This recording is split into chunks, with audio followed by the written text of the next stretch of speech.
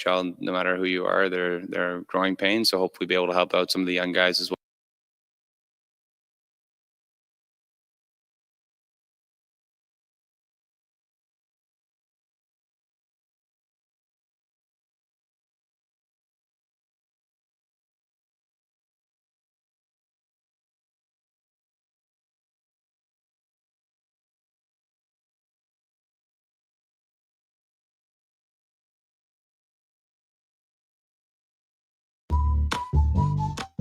Have your sports curiosity cured. That ball drill.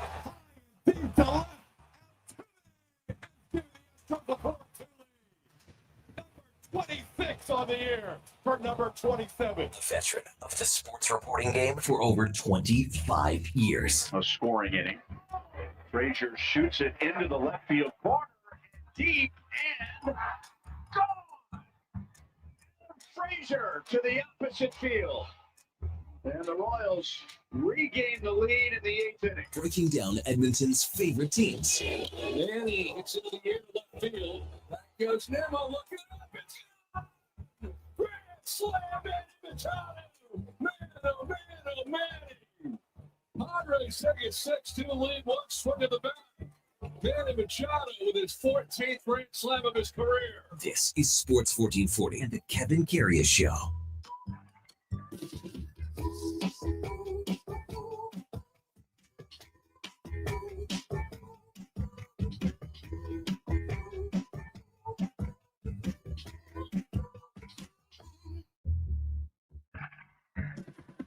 Saul 503, Thursday, September the 18th. Good morning. So glad you could tune in to the Kevin Karius Show on Sports 1440. Let's go camping. Spoilers training camp officially gets underway today after medical and fitness testing yesterday. Yes, good morning. Thanks so much for tuning in to the Kevin Karius Show on Sports 1440 on your AM radio dial on your morning drive into work or wherever you're heading out on a Thursday morning. And now you can watch us on YouTube at Sports 1440 AM. And we're always streaming on iHeartRadio, the Radio Player Canada app, TuneIn app, even on sports1440.ca. If you miss any part of any show, well, you can find it where all the podcasts hang out on Apple, Spotify, Google, Amazon.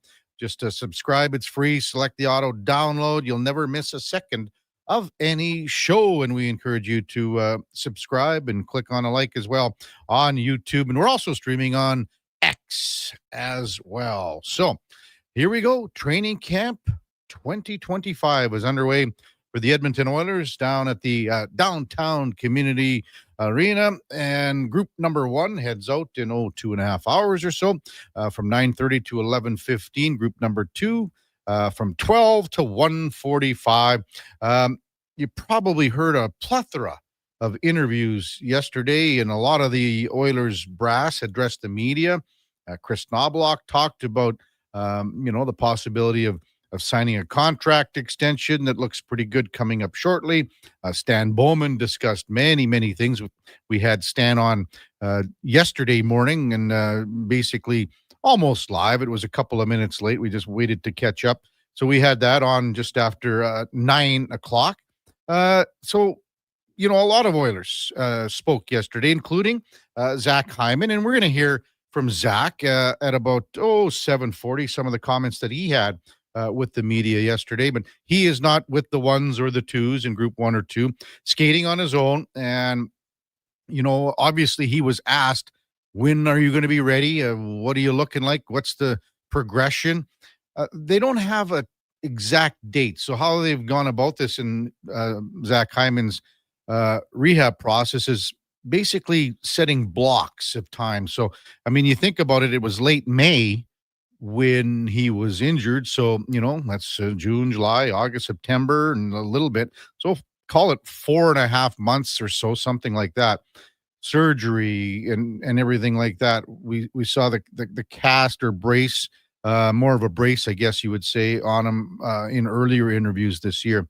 But as Zach said, he feels that the recovery is progressing really, really well, and he hopes that he's available for that opener.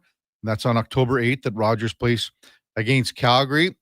He was hurt in Game 4 of the Western Conference Final and talked about the emotions and again, of not being able to play in the Stanley Cup final against Florida. And you think about, what he offers to this team. And not only, the goal scoring last year, Zach Hyman was on pace to obliterate hits recorded in the Stanley Cup playoffs. Like, sometimes when the puck's not going in for you, you have to change your game. And Zach Hyman did that in the sense that he was way more physical in the playoffs than we've ever seen him before. And that showed, and that created offense for other guys. You go back 2 years ago, and that was his dream season with 54 goals. Last year, he potted 27, but in the playoffs, he had 5 goals in 15 games, but he was a true wrecking ball. He was a force out there, and they missed that immensely against Florida. I mean, nobody knows what would have happened, but I can tell you one thing. The odds would have been a lot better in best of 3, I would say, with home ice advantage with Zach Hyman in the lineup than Zach Hyman out of the lineup. The other thing that's got to be on his mind a little bit, it has to be, because this is a once-in-a-lifetime thing for him, because this is the year. This isn't going to come along for him in 4 years. He was invited to the Olympic orientation camp in Calgary.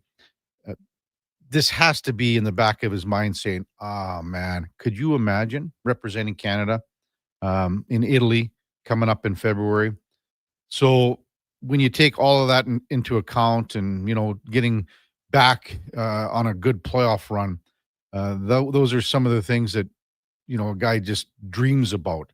If you're, Zach Hyman at 33 years old, to represent Canada at the Olympics, and he hasn't done this ever in his career where he's represented Canada. This is a 5th round pick and a guy that's scratched and clawed his way everywhere just to get to the NHL and then work his ass off in Toronto. And then luckily for Oiler fans, the Leafs let him go. And he has blossomed here, obviously. He has blossomed with 230 career goals. Most of them are with the Oilers. So we'll hear from Zach Hyman coming up at 7:40 or so. Text line 833-401-1440. Oh, old Harry texting. How did I miss show 500? Where did the time go? Well, come on, Harry. You got to pay attention. There's a quiz later. We had it on Monday. There was cake, popcorn in here, everything. Streamers, balloons. It was a massive event here at Sports 1440 Studios.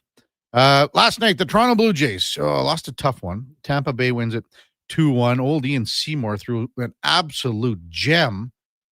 This is a young rookie pitcher, if you want to call him that, for Tampa Bay. Went 7 innings, and really he's just a kind of an overpowering lefty in the sense of his ball location and movement.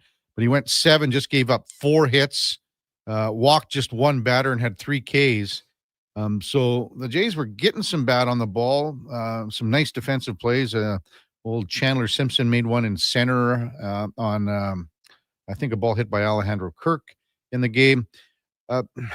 Kevin Gausman threw another good game as well. He went 6 innings, had 6 Ks, only gave up the 6 hits and 1 earned run. Yariel Rodriguez came in. He got tagged with the loss last night. So with that loss and the Yankees win last night, the Yankees are 4 back in the American League East division. You can talk about the wild card. The Jays want to win the division. They're not looking. They don't want to care about a wild card stuff. Red Sox are 6 back in the division. They won a late game yesterday in extra innings. Hey, we got some great guests coming up in the next few days. One of them will be and she's been on the show quite a few times. Alexis Kubicki is going to fight on Saturday in Vegas. She's going to be on the show tomorrow at 9:20, right before her weigh-in. She's going to take on Gabriela Fandora for in the flyweight division. Kubicki's was a late addition to this bout because Gabriela Fandora was supposed to fight a boxer out of Argentina, but couldn't get into the country or something like that. So Kubicki comes in. She's going to fight, and it's going to be Saturday, and Alexis is going to join us tomorrow morning at about 9:20. Tuesday at 7:20 in the morning, Jeff Walker is going to be with us because Brad Gushu announced his retirement from curling after one more year. Brad Gushu is going to go down as, one of the best skips, best curlers ever in our country. Olympic gold, Olympic bronze, world championship, 6 Brier championships as a skip, 268 games in the Brier, 189 wins, 89 wins. Those are all records. And he will be joining us, Jeff Walker, Gushu's lead. They're in a Bonspiel next week in Ontario. So that'll be interesting to see and hear. We've also got coming up today. Yesterday, I went down to Edmonton Elks practice and talked with Mark Killam and Kenny Logan Jr. The Elks are on their way tomorrow to Hamilton, and they'll play the Ticats on Saturday night. Let's welcome in the Duke of Delburne. Barely alive after a Tropicana Orangeman win last night. And the Duke apparently took a massive slew foot, landed hard on his back, didn't come in on crutches, but needed help to get up to the control panel there. Are you going to be able to make it through the show, Duke? It'll be a battle for sure, but that's what I do. I battle. I'm a warrior. Really tough guy. Okay. Was there a penalty on the play? There was. Okay. And guess what? The team cashed in on the power play. Ended up being the game-winning goal, I think, or the insurance goal. We won 4-2. Tropper's 3-0 to start the season. Team is looking really hot right now. I think I might have to be strapping the pads on for the club on Sunday night with this bad back. Well, I'm just gonna have to, do some stretches, do some physiotherapy at home, or maybe get the what do you call it, the Theragun out. Try and reach around. Bring Eddie. Just get Eddie's little thing there. Yeah, that he brings in his buzzing underneath the table during the show. Oh, that's so it was a good game. Late one last night down at Southside Arena. I was going to say, it wasn't at Claire Drake. Nope, not at the Drake. Not this one. But yeah, like I said, Tropics hot start to the year. Team's really gelling well. So I guess the Jays game ended at sort of what time was the game at? 9:00. I basically watched the end of the game and then jetted out the door essentially for the most part because of the little bit of delayed start with the inclement weather down in Tampa. So I did catch it. Hey, we say it a lot on this show, and I think it does worth be saying again that they're not going to win every game. Rattle off 6 in a row, you drop one. You ran into a really good pitcher who unfortunately was on my fantasy team's bench going into the week. So that may end up hampering me, especially after our good buddy Martin Perez got lit up a little bit yesterday before leaving the White Sox game with an injury. So, tough one for the Jays. But, hey, they already guaranteed themselves at least a split in the series. Magic number is still at 3, if I'm not mistaken. Yeah, for wild card again. 6. They want the division because you need that little time off and definitely set things up and everything like that. They'll play. It's 11:09 or 11:07 first pitch today for the series finale. That's Chris Bassett goes today, and then Shane Boz goes for Tampa Bay. Then it's off to Kansas City, day off on Monday, and then the Jays are home to Boston and Tampa Bay next week. We've got Lance Lazowski coming up, Buffalo Bills reporter. Thursday night football. We got to do our pick yet, Duke? What are we looking at for the line? I can't even remember now. It was 11.5. I'm just going to check. I thought I'd heard it move to 12. 12.5 I've seen. I don't know, man. That's the wrong button. This is, no one's giving Miami much hope in this game, but to cover 12.5, that's 2 TDs, I guess. I don't know. We'll see what happens, Duke, as the morning progresses. I was looking at this week in NFL history, and I got an email. I think it was a text, and I think it was when you were gone, and I was saying something about Baker Mayfield. It was because it was Tuesday, and Josh and I were talking about Baker Mayfield, and you had it in or out about being a top 5 quarterback in the final 2 minutes or whatever it was, and I said, yeah, I'm in. And then some guy texted in, Duke, and said, I'm in love with Baker Mayfield like I am with Quentin Byfield. And I'm like, this is your new guy, blah, blah, blah, and whatever. It was 7 years ago this week in the NFL. Baker Mayfield made his NFL debut with Cleveland, and he replaced Tyrod Taylor. The Browns were down 14-0 in the game, and they came back and won. When Mayfield went into the game, Cleveland in their last 34 games was 132-1. They were 445-1 in their last 50. So go back the following year. He came in and rattled off a 7-7 record that year. Look at Josh just because he's just like, and then you think, okay, well, that's just not good enough, is it? And then he made his way, and we know where he went. He was with the Rams, and what team am I missing? He went to well, he was on the Panthers first. Yeah, Panthers, the Browns gave up Yeah. assets or paid basically for the Panthers to take him. Mm-hmm. Then the Rams, then comes back, and now he's a top 5 quarterback when it comes to the last 2 minutes of a game, according to Josh Fenwick. But I just saw that, and I was like, you think about how some organizations can't get out of the way of themselves. That's the Cleveland Browns. Wow. Hey, we got football to talk about right after the break with Lane Lisowski from the Buffalo News, covers the Bills. We've got Mark Spector at 8 o'clock. Again, we'll hear from Zach Hyman at 7:40. A couple of one-on-ones I did with the Elks. Again, Mark Killam and Kenny Logan Jr. At 8:20.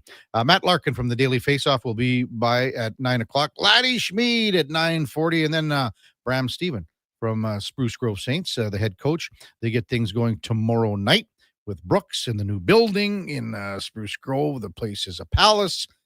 All that and more coming up in the next 4 hours or so.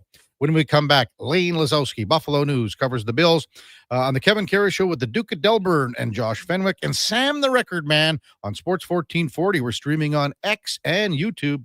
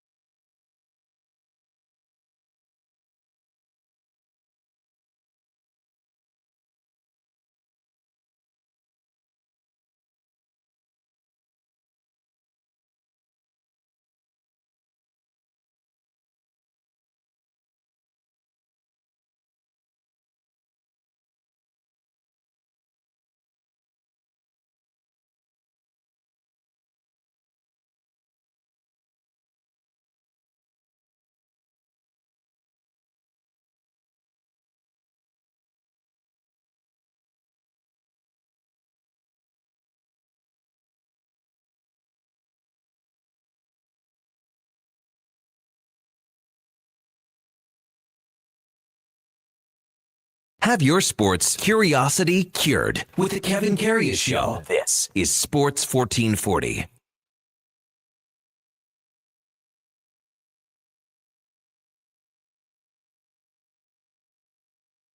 All right, welcome back to the big program, 720 in Edmonton. Kevin Karius, Duke of Delburne with you on Sports 1440. Time now for the game of the day, brought to you by St. Albert Dodge. The biggest sale of the year is on right now. Our in-stock Ram 1500s are discounted by a whopping $14,000, over 90 to choose from, including the Night Edition and GT models, only at stalbertdodge.com. As we welcome in Lance Lazowski from the Buffalo News to the show. Good morning, Lance. You're with Kevin Karius. Thanks for jumping on Sports 1440 this morning. Really appreciate it. Oh, no. Hey, always happy to join you guys. Thanks for having me. So this Thursday night, or not too many people are giving Miami a sniff in this one. I would imagine it's important for the Bills to not look too far ahead of things. You never know, but I think all the ducks are in a row for the Bills to go 3-0. Just your overall thoughts here, Lance, and what the Bills need to be successful at tonight to go 3-0 to start the season. Yeah, the defense needs to get off to a good start. That was the key in week 2 against the Jets. They want to set the tone. They want to bring energy. I mean, you can't expect Josh Allen to be Superman every game, especially defenses are going to try to scheme to take away certain elements of the Bills' offense. So the defense has to be better. It needs to play the way it did against the Jets. And Miami's coming in. They're a desperate team. Put aside all of the coach hot seat talk with Mike McDaniel. This is the Dolphins defense was supposed to be the foundation of that team. And it hasn't looked very good through the first 2 weeks. That pass rush is for the Dolphins is going to be a key in this game. Can the Bills really protect Josh Allen and let him throw the ball? Because that Miami secondary is arguably one of the worst in the NFL. Well, as you mentioned, the defense, that's where we'll start. Ed Oliver out. How thin are they on the D line here for this one, Lance? It's going to be a big test for the rookies. I mean, they looked all right last week against the Jets. I'm referring to TJ Sanders, their 2nd-round pick, and Deon Walker, their 4th-round pick. They're going to have to play 25 snaps apiece. But, Bobby Babich, the Bills defensive coordinator, he threw in a few wrinkles last week. He used Javon Solomon, one of their backup edge rushers, on the inside in obvious passing down situations, because the 2 rookie D tackles, and especially Deon Walker, raw, right? I mean, it's only week 3, so put in somebody a little bit more experience, see how they do. Daquan Jones needs to have a good game again. It's going to be a test. This is a short turnaround. It's both teams are dealing with that, but this Miami offense is going to probably revolve around Devon Achane, their running back, and getting him not only trying to run the ball, which Miami hasn't been able to do the last 2 weeks, but getting him involved in the passing game. And I think teams have seen the Bills enough on film to know that if you can beat them in the screen game if your tackles are able to pull and get out in space. Yeah.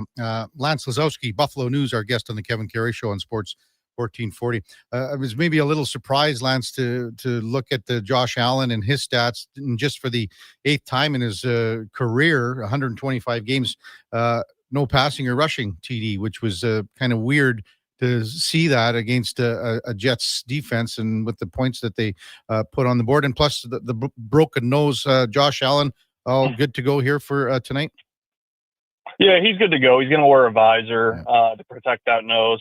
I mean, I'm sure it's a fracture, even though Sean McDermott wouldn't say so. And whenever you have a broken nose, you need to protect it. You can't have repeated blows to it. So, no, he's going to be okay. And last week, they knew that they were going to be able to run the ball against the Jets. They had a high level of confidence that they could just lean on James Cook and that offensive line would clear the way, and they did. And in the way the game, they got up big early. Josh Allen didn't have his best game. Broken nose aside, a couple of decisions where he could have ran for a first down. He forces a throw. So, knowing him, the guy is such a perfectionist, and he works so tirelessly to be perfect every week that I can imagine you're going to see a different Josh Allen this week than the one you saw Sunday against the Jets. And James Cook has looked really good, despite missing, a fair bit of camp. Just your thoughts on his play so far.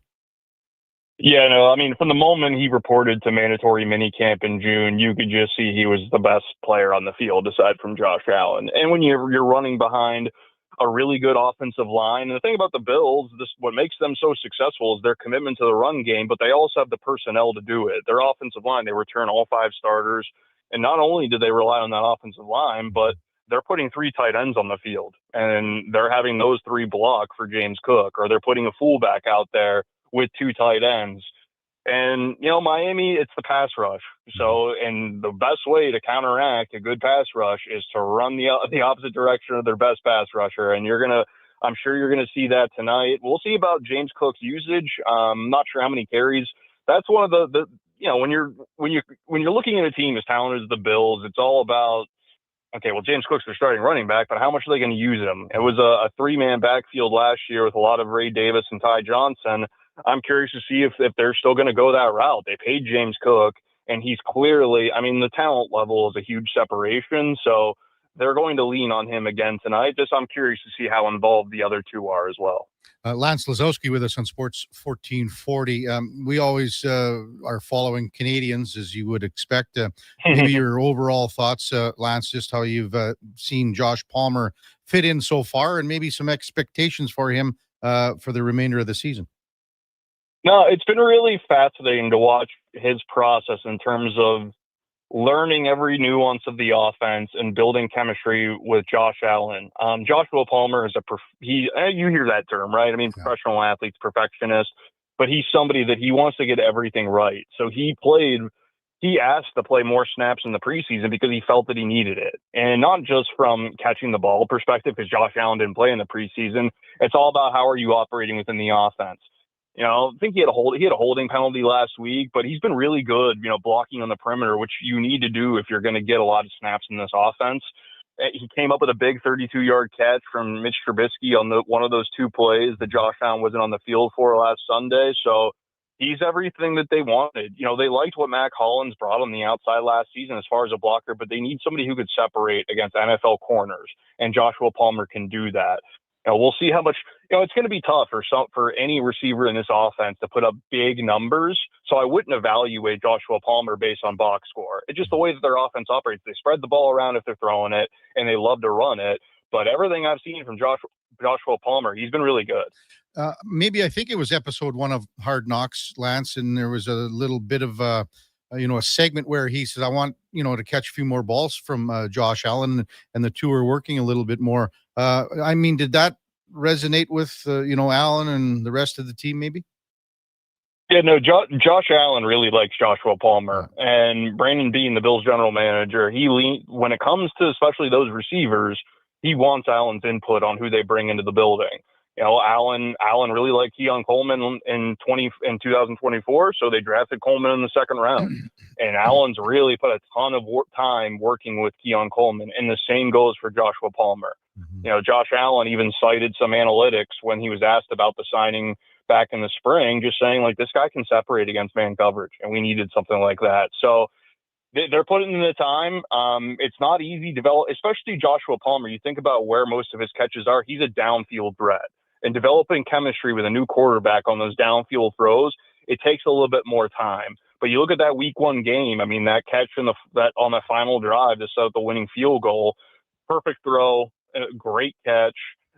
His role is only going to grow. It's just, I don't know if it's always going to really show in the box score, just because that's the way this offense operates. Yeah, that opening game, Lance, obviously against Baltimore, was just unbelievable.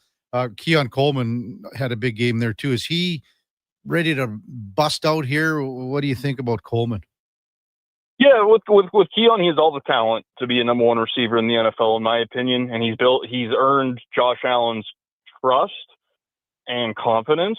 But for Coleman, it's going to be all about consistency and just doing things right on every play. And effort's not the problem. It's just execution. It's catching the ball. Again, earlier in that Ravens game, he dropped a wide receiver screen on one of the 3-and-outs in the first half. It's an easy ball. You got to catch it. And it really put them behind the sticks. You want to avoid 2nd and 3rd and long situations. So, you got to be more reliable. Now, he took an offensive pass interference penalty against the Jets as well. It's just consistency with Keon Coleman, because every day in practice throughout the spring and the summer, it's evident he's taken a big step in terms of the route running. He's a more polished player. Just putting it all together. I just want to circle back to defense a little bit with Lance Lazowski from the Buffalo News. How has Joey Bosa fit in so far since coming to Buffalo? Perfectly. And I think that there was a lot of questions about that signing. And he essentially replaced Von Miller. And there was some criticism, not only within the market, but outside the market, of why are you taking another flyer on an aging pass rusher who's dealt with injuries? Well, Joey Bosa has shown since the moment he arrived that he can still play. Yeah, I mean, the health is a real thing. They're going to manage his snap counts because of it. But you've seen through 2 games, he can just wreck an opponent's game plan. You know, the Jets put a tight end on him, thinking that a tight end could block him. He beat him and forced a fumble. He has 3 forced fumbles in 2 games, and that was his potential within this defense was evident in training camp. It's translated on the field, and what's really impressed me is the personality. I mean, he's having fun playing football, and you know, when you're dealing with injuries, I don't care what sport or league you're in, you're not going to have fun if you're dealing with injuries and you're always worried about managing, you know, this muscle or that joint. He's looked really good as a pass rusher. He needs to improve against the run within this defense. He's lost contain a few times. He's bid on some fake handoffs. That's going to happen, especially somebody who's new to the whole thing. But he's going to start commanding more attention from opposing offenses, which is only going to lead to more one-on-one opportunities for somebody like Greg Rousseau, who had 8 sacks last year and had a career year. So I'm very interested to see the trickle-down effect for the entire defense now that Bosa's put on tape that he's somebody that offenses have to really pay attention to. Lance Lazowski with us on the Kevin Karius Show from the Buffalo News. Cole Bishop, second-round pick last year out of Utah. At safety, had a sack, I believe, last week. I mean, this is a guy I think that could be running a secondary for an awful long time. Where are you at with what you've seen in the early going from a young player, still just 22 years old? It's interesting, and it's a really good question, because I think when it comes to the Bills safeties, there's such a high expectation for them within the market, Bills fans, because they saw Jordan Poyer or Micah Hyde and how reliable and consistent they were throughout their time here. When it comes to Cole Bishop, he is a young player who needs experience. Injuries have been his biggest enemy and his biggest barrier to really developing and breaking through as a consistent safety you can trust, not only against the run, but against the pass. You know, and there's been highs like Sunday against the Jets. He looked really good. And it wasn't just the execution within the defense. It was the mentality. I mean, he took an unnecessary roughness penalty when they were up by, I think, 27 points in the fourth quarter. As a coach, if it's a close game, you don't mind. But when it comes to Cole Bishop specifically, they want him to be an angry, hard-hitting safety that teams have to – you're going to think twice before you run his direction, right? Because he's somebody who's capable of doing that. He leveled – you know, Justin Fields slid into him, and Cole Bishop laid a hard hit on him, which makes a quarterback think twice about sliding. So – he's somebody that the talent is there. It's just going to be, it's availability, because he needs the experience in this defense. And, you know, there's going to be bumps along the way. Like, there's going to be some, you know, when it comes to development, especially at a position like that where you have so much responsibility, it's not going to be linear. You're going to have some ups and downs. So it's all about how he responds to some of the rocky moments like he had in that Ravens game, and building off of the really good ones that he showed against the Jets. And again, just 22 years old, so a lot of years ahead of him. Lance Lazowski with us on Sports 1440. How's the new building shaping up? What's it looking like here, Lance? Yeah, it looks like a big spaceship, but that's what all of the new stadiums of pro sports look like, right? So I'm interested to see what it looks like next year. I mean, everybody. When it comes to Buffalo, whether it be the Sabres or the Bills, it's all about like these fan bases love nostalgia, because of how passionate they are about both teams. So I think, you know, just talking to people I know around town, they're just soaking it all in for this final season at Highmark because of all the memories over the years, just enjoying every moment of that. But, you know, as soon as the last home game is played here, everybody's going to turn their attention to the shiny new building across the street. And yeah, I mean, it looks like it's going to be, a pretty unbelievable facility when it's all said and done. But yeah, they made a lot of progress. Is there an exact date again when they're starting to get in there? Yeah, I mean, anytime you have construction with the winter weather that we get here, you guys know what it's like out in Edmonton. You can always have delays, but no, it's still going to open for 26. And I know initially their plan was to try to have a concert in there, but when you're talking about natural grass surface, they want to be careful about protecting that. So the Bills do an open training camp practice in the stadium every year. I would assume that's going to be the first official event for that stadium in August 2026. Hey, you mentioned the Sabres, Lance. Is this the year? Is this the year finally they make the playoffs? I'll believe it when I see it. It's not for a lack of talent on the roster, and I know that's kind of crazy to say based on how they played last year. But you look at Rasmus Dahlin, you look at Tage Thompson. You've got some really, Alex Tuck. You've got some really good pieces around them. I didn't like the Dylan Cousins trade when it happened, and I still don't. I'm not convinced Josh Norris is going to be anything other than a middle tier center who's not going to play hard, especially in the playoffs. But does the coach get them on the same page quicker? Because Lindy Ruff took way too long to get that team to buy into what he was selling last year, and the slow starts. I don't know. It's an 82-game season. You start slow, you're in trouble in the National Hockey League.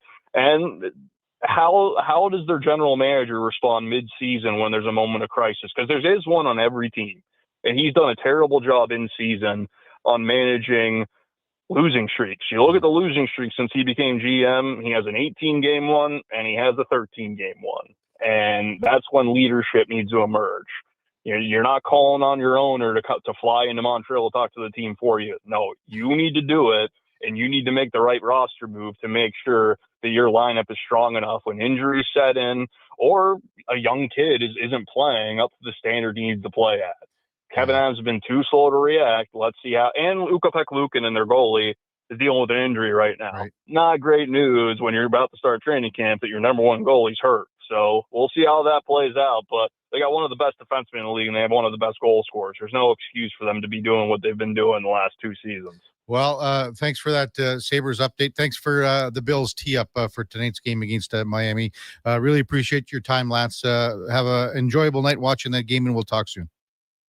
Oh, of course. Hey, always happy to join you. Take care. Yeah. All right. That's Lance Lazowski from the Buffalo News. And the game of the day brought to you by St. Albert Dodge, where 2025 Jeep Wrangler 1500s have 0% financing for up to 72 months. Check them out at stalbertdodge.com. I don't know if Lance felt that the Sabres are going to crack that. What is it? Is it 13 or 14 years now, Duke, that they haven't made the playoffs? Is it? It's been 14. 14? And then because currently my understanding is that they and the Jets, the New York Jets, at the conclusion of each respective season for their leagues, retake the lead for longest stretch without a playoff appearance. Yeah. Well, tough time to be in New York, particularly. Josh Allen was right. There's only one team in New York. Yeah. Well, if there is any crossover, I would assume most Sabres fans are Bills fans, so at least you kind of get that reprieve a little bit. But if there's any crossover of Sabres fans that are maybe Jets fans, yikes. Yeah. Tough scene. When we come back, we'll hear from Oilers forward Zach Hyman from his media availability yesterday. It's a Kevin Karius show with the Duke of Delburne, Josh Fenwick, and Sam the Record Man on Sports 1440, streaming on YouTube and X.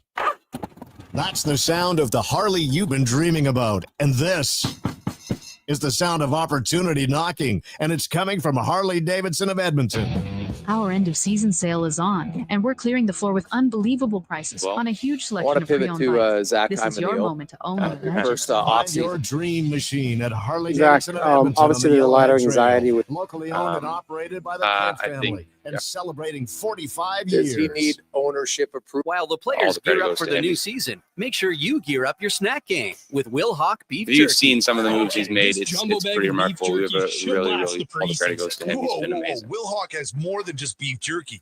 There's smoked sausage and pepperoni products, too. Well, how about we have jerky for Eastern opponents and pepperoni sticks when we face the Western teams? Now that sounds like a Will Hockey game plan. Just being around the group. Will Hawk Beef Jerky. Because you don't win games with salad. Able to shelter Only yourself available in Leduc. from the anxiety that's kind of growing here at the line. Yeah, can Zach, I you're get one of the kind of bit more of a different type of motivator. Yes, a common Zach, reaction how from does a vegetable person lover. train in the summer when Always you can't scanning, do any obviously searching, pushing? longing. Whatever date I return. But wait, what is this we see? Zach, how does a person? The new McVeggie, now at McDonald's. Zach, how are you feeling? Blue Jays fans, this weekend and every weekend, you can catch Toronto Blue Jays ball games right here on Sports 1440. Ben Schulman provides the play-by-play. You provide the chips and beer. Check out the Blue Jays this weekend on Edmonton's home for sports. Sports 1440.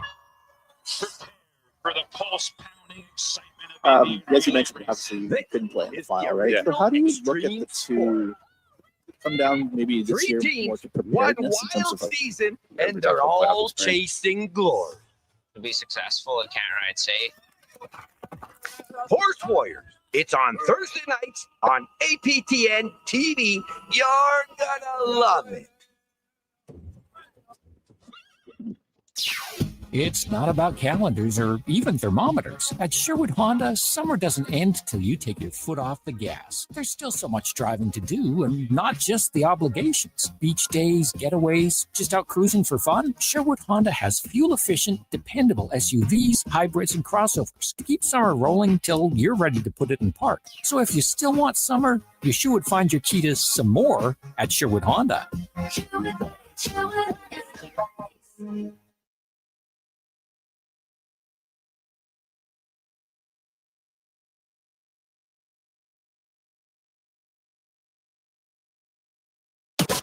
The Kevin Karius Show, breaking down Edmonton's favorite teams, even though his favorite Junior A hockey team is the Yorkton Terriers. Thanks for checking in with Sports 1440.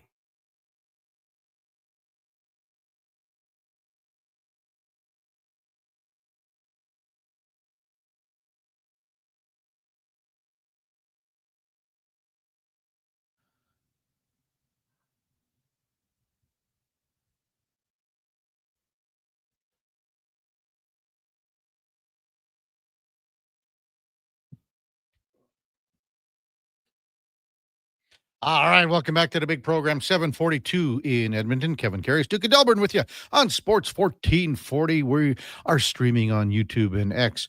Florida Panthers general manager Bill Zito met the media yesterday, just like Stan Bowman met the media as camps get underway.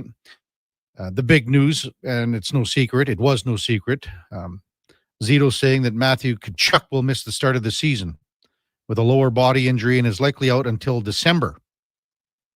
Bill Zito said, "Don't hold me to that. That's my internet medical degree." Well, I'm glad it's just a big kind of a joke for him. Very convenient for Florida. Tkachuk sustained a torn adductor muscle and a sports hernia injury, playing for the U.S. at the Four Nations face-off in February. Came back just to start the playoffs. I believe it was the same injury that Matthias Ekholm suffered. Don't hold me exactly to it. I don't know about the hernia, but I believe the torn adductor. Ekholm is ready to go here for training camp. Yesterday, many Oilers addressed the media, including Zach Hyman, and we talked about that off the top and how much the Oilers missed Hyman in the Stanley Cup final, where the Oilers lost to Florida 4-2. Hyman had 5 goals, 6 assists in the playoffs, but led the league by far in hits. Season prior, Hyman had 16 goals in the playoffs. And that's when he scored 54 goals in the regular season. We will find out in the next few weeks if he's good to go on October 8th for the season opener against the Calgary Flames. And yesterday, Hyman addressed the media and had some of these comments. Zach, how are you feeling? How's the injury? And do you feel like, are you going to be ready for training camp? Just give us an update, basically. Sure. Yeah, feel great. Obviously, no more cast. Moving great. Won't be ready for day one of training camp, but progressing really, really well. And in terms of when you could be on the ice? I'm on the ice. Yeah, I'm skating, just not with the team yet.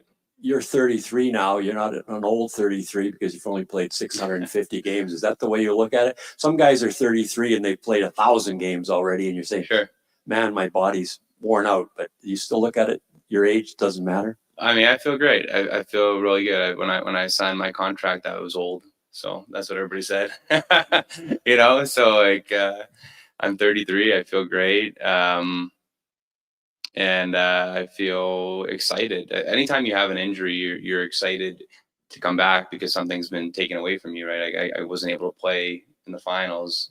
It's different, right? You're working towards a goal to get back, and there's excitement behind that. So crazy as it sounds, I feel rejuvenated with this whole process and getting back to feeling normal and getting back into game shape. And I'm just excited for the year and being able to rejoin the guys. As you mentioned, obviously you couldn't play in the final, right? Yeah. So how do you look at the two defeats there? Because you weren't as much a part of the second one. Sure. How do you kind of differentiate those two, I suppose? Oh, there's, a team level and a personal level. Personal level is, they're very different for me. Obviously, one I was playing in and very active in and a big part of, and the other I wasn't on the ice and I was more in the background. So completely different, obviously, for me. So it's hard to me to speak to what was going on the ice. I had a view in the stands near you guys, right up top. On the team level, you'd like to think, there's obviously disappointment both years. Hopefully with this past year, we are better able to overcome it quicker, right? I think last year we had a little bit of a lull to start and could be a cup hangover, when you don't win and you got to regroup pretty quickly and get ready for the next year. There's a lot of, you're human. There's a lot of disappointment and it's tough to start a season again from the beginning. I think that this year we've been through it. We're ready. We're hungry. We want to win.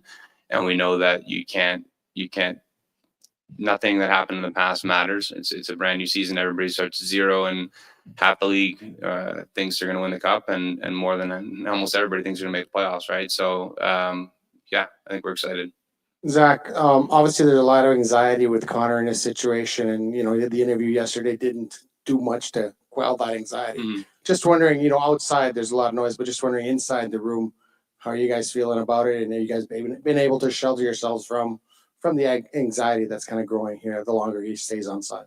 I think he's earned the right to wait until he's comfortable. Like he's getting all the press obviously because of who he is, but I'd say the majority of guys are playing their contracts into their contract year without an extension, right? So I know I did it myself, and I think he's shown nothing but a commitment to our group. We've dealt with a lot of noise as a team in the 4 years that I've been here, and Connor is the ultimate leader, captain, Oiler. Like he just wants to win. So there's no doubt in the locker room that that's where his mind's at, and whatever contract situation that's between him and the team and management, I should say. And as players, we don't even really think about it. We're just going out there and we're trying to win this year. And he's been great. There's been no distraction in our room. Zach, you're one of the kind of emotional leaders on your team, a vocal guy.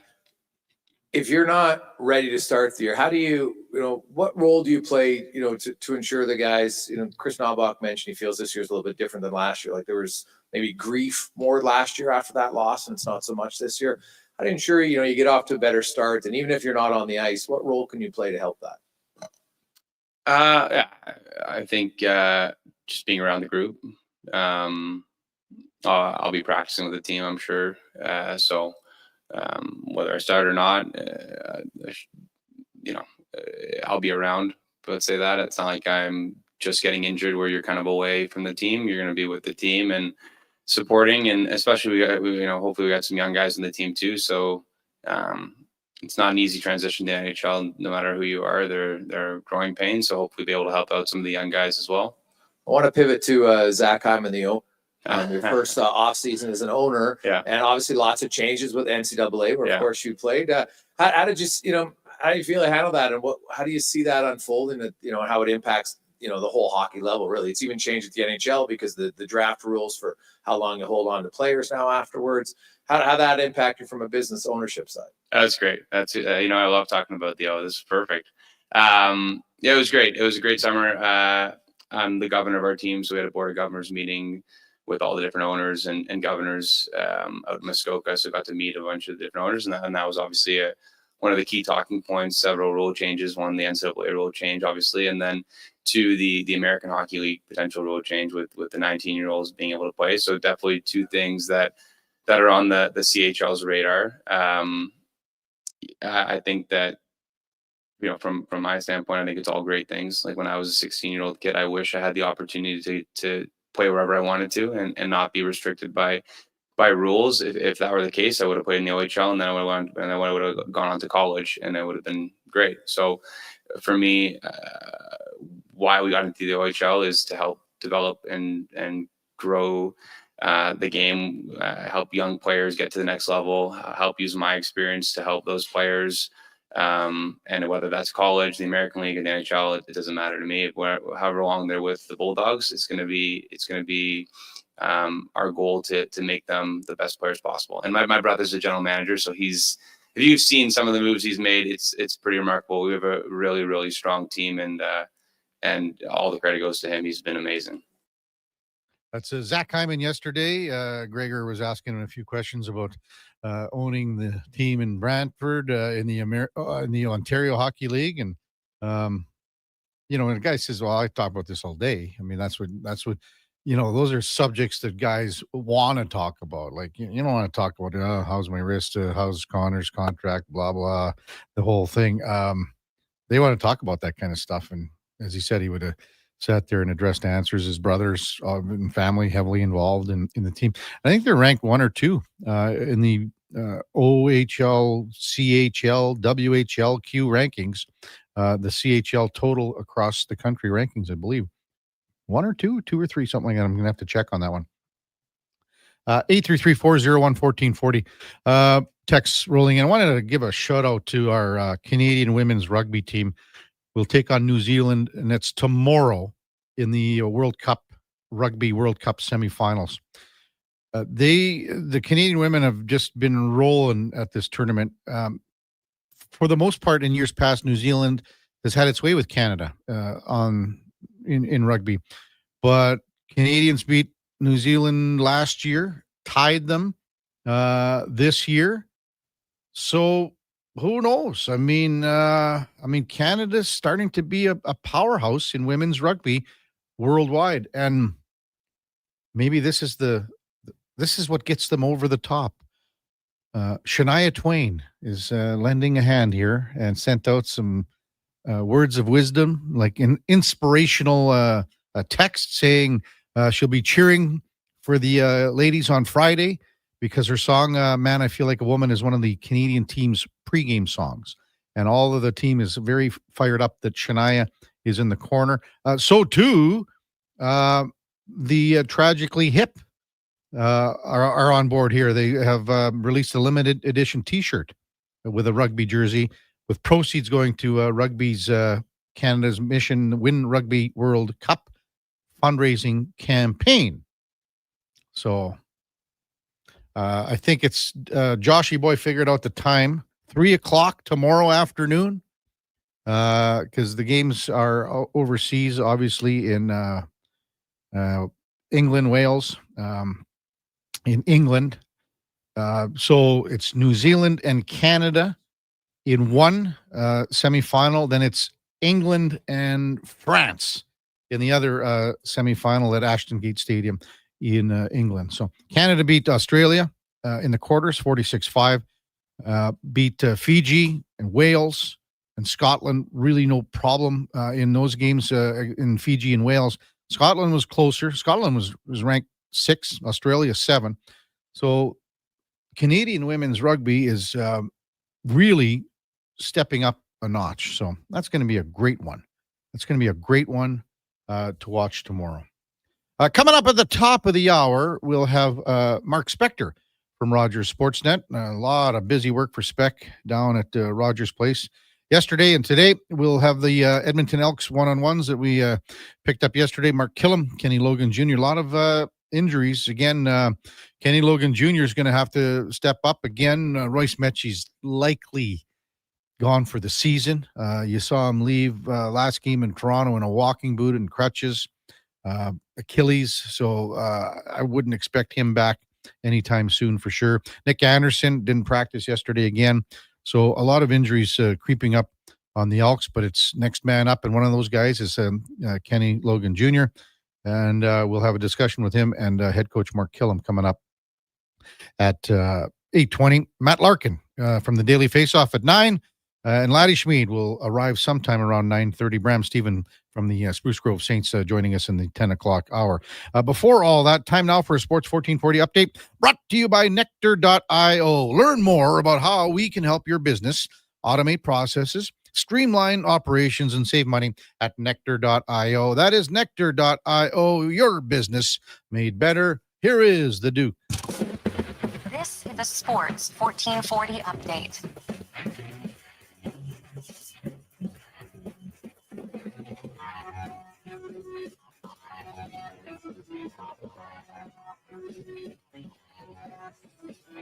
Blue Jays bats go cold last night down in Tampa.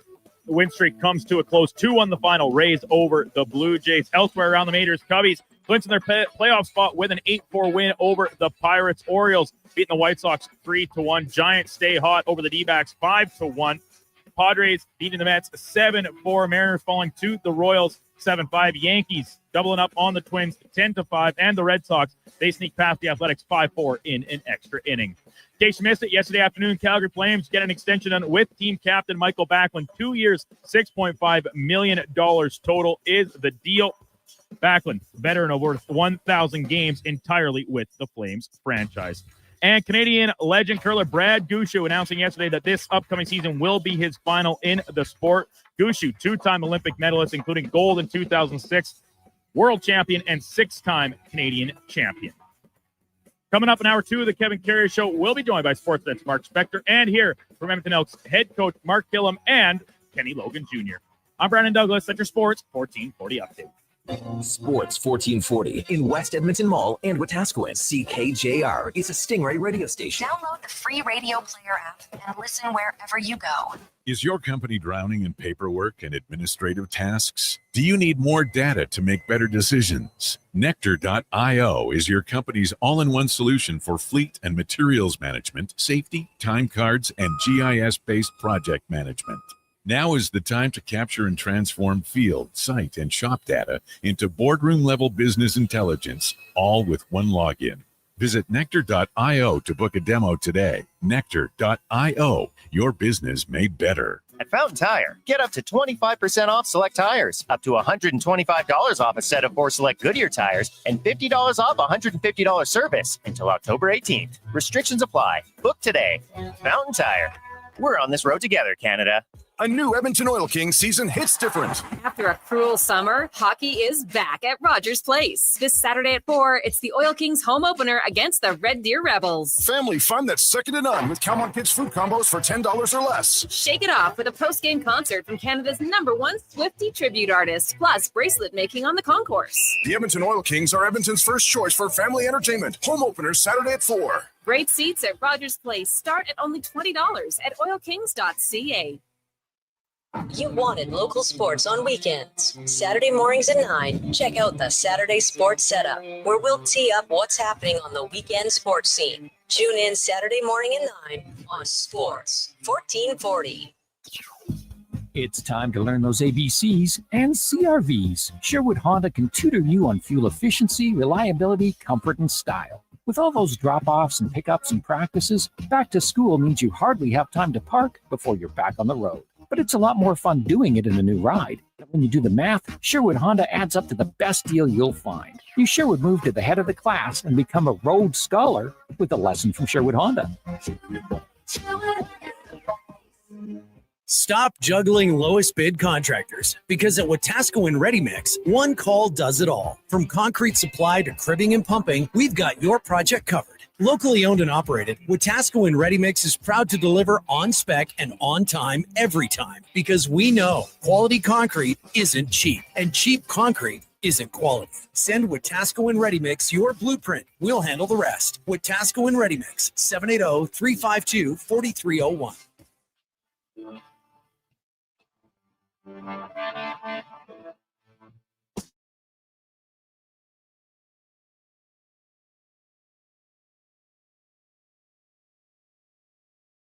Just in time for the morning skate. This is the Kevin Karius Show on Sports 1440.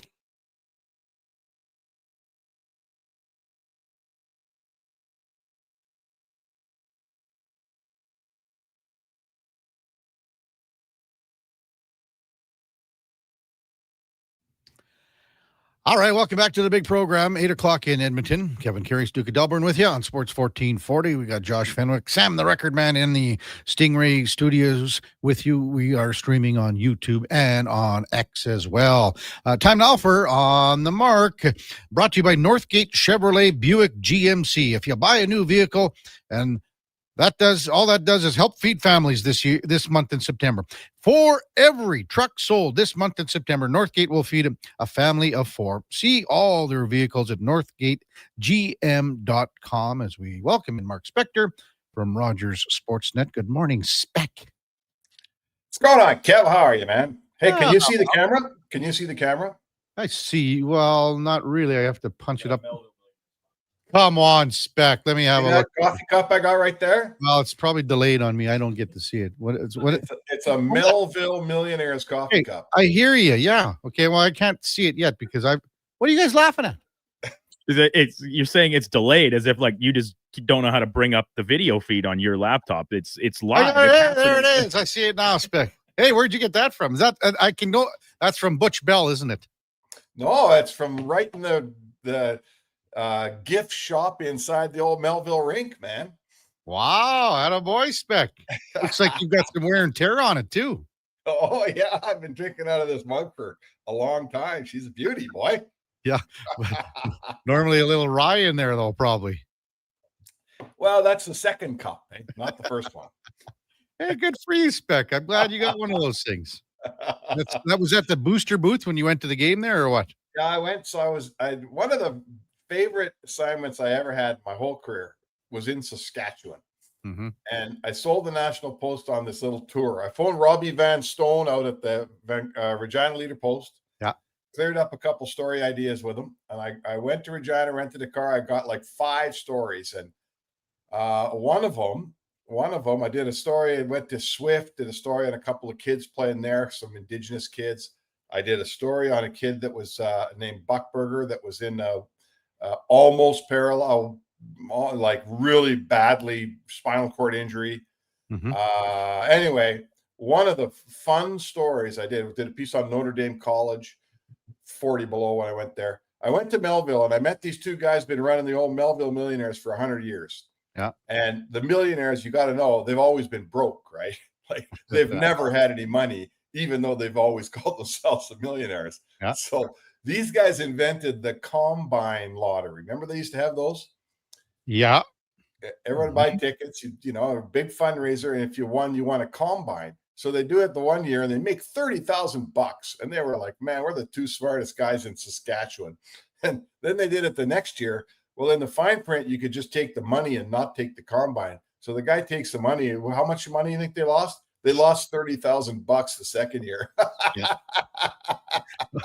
Right back in the glue. Yeah. If you go back even further, they were the organization, because I grew up there and my dad was heavily involved in the organization for a long time. And they came up with the idea to have the world's richest bingo game. Okay. And this Spec was back in the day when bingo was really rolling it. I remember all the bingo parlors in Edmonton. I haven't seen as many. It was a big deal. Yeah. So they started this thing and they're going to do the $100,000 bingo. And people came from all over. They did it in the old Melville Stadium and they had to build all these tables. And that's what the executive did. And they put thousands and thousands of people in the stadium. and they sold the bingo cards and the dabbers and all that stuff, and they weren't sure if this was going to be successful, but it was. And it got them out of the red ink for, like you say, a couple of years, and then the money gets drained and drained again. So the guy I talked to is a guy named Ernie Iluk. Ernie Iluk, yeah.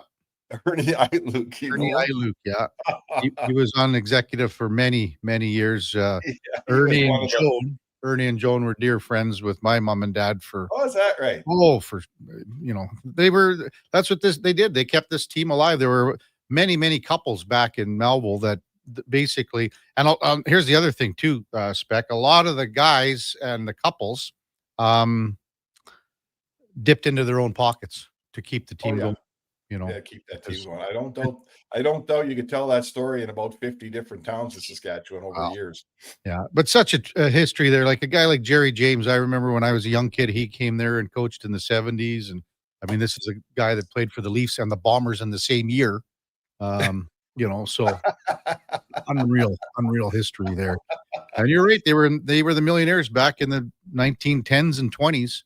Yeah, they've been the millionaires. That's what I loved about the story. They were scrapping and scrounging for every dollar, but they call themselves the millionaires. There was a guy named Goldie Smith.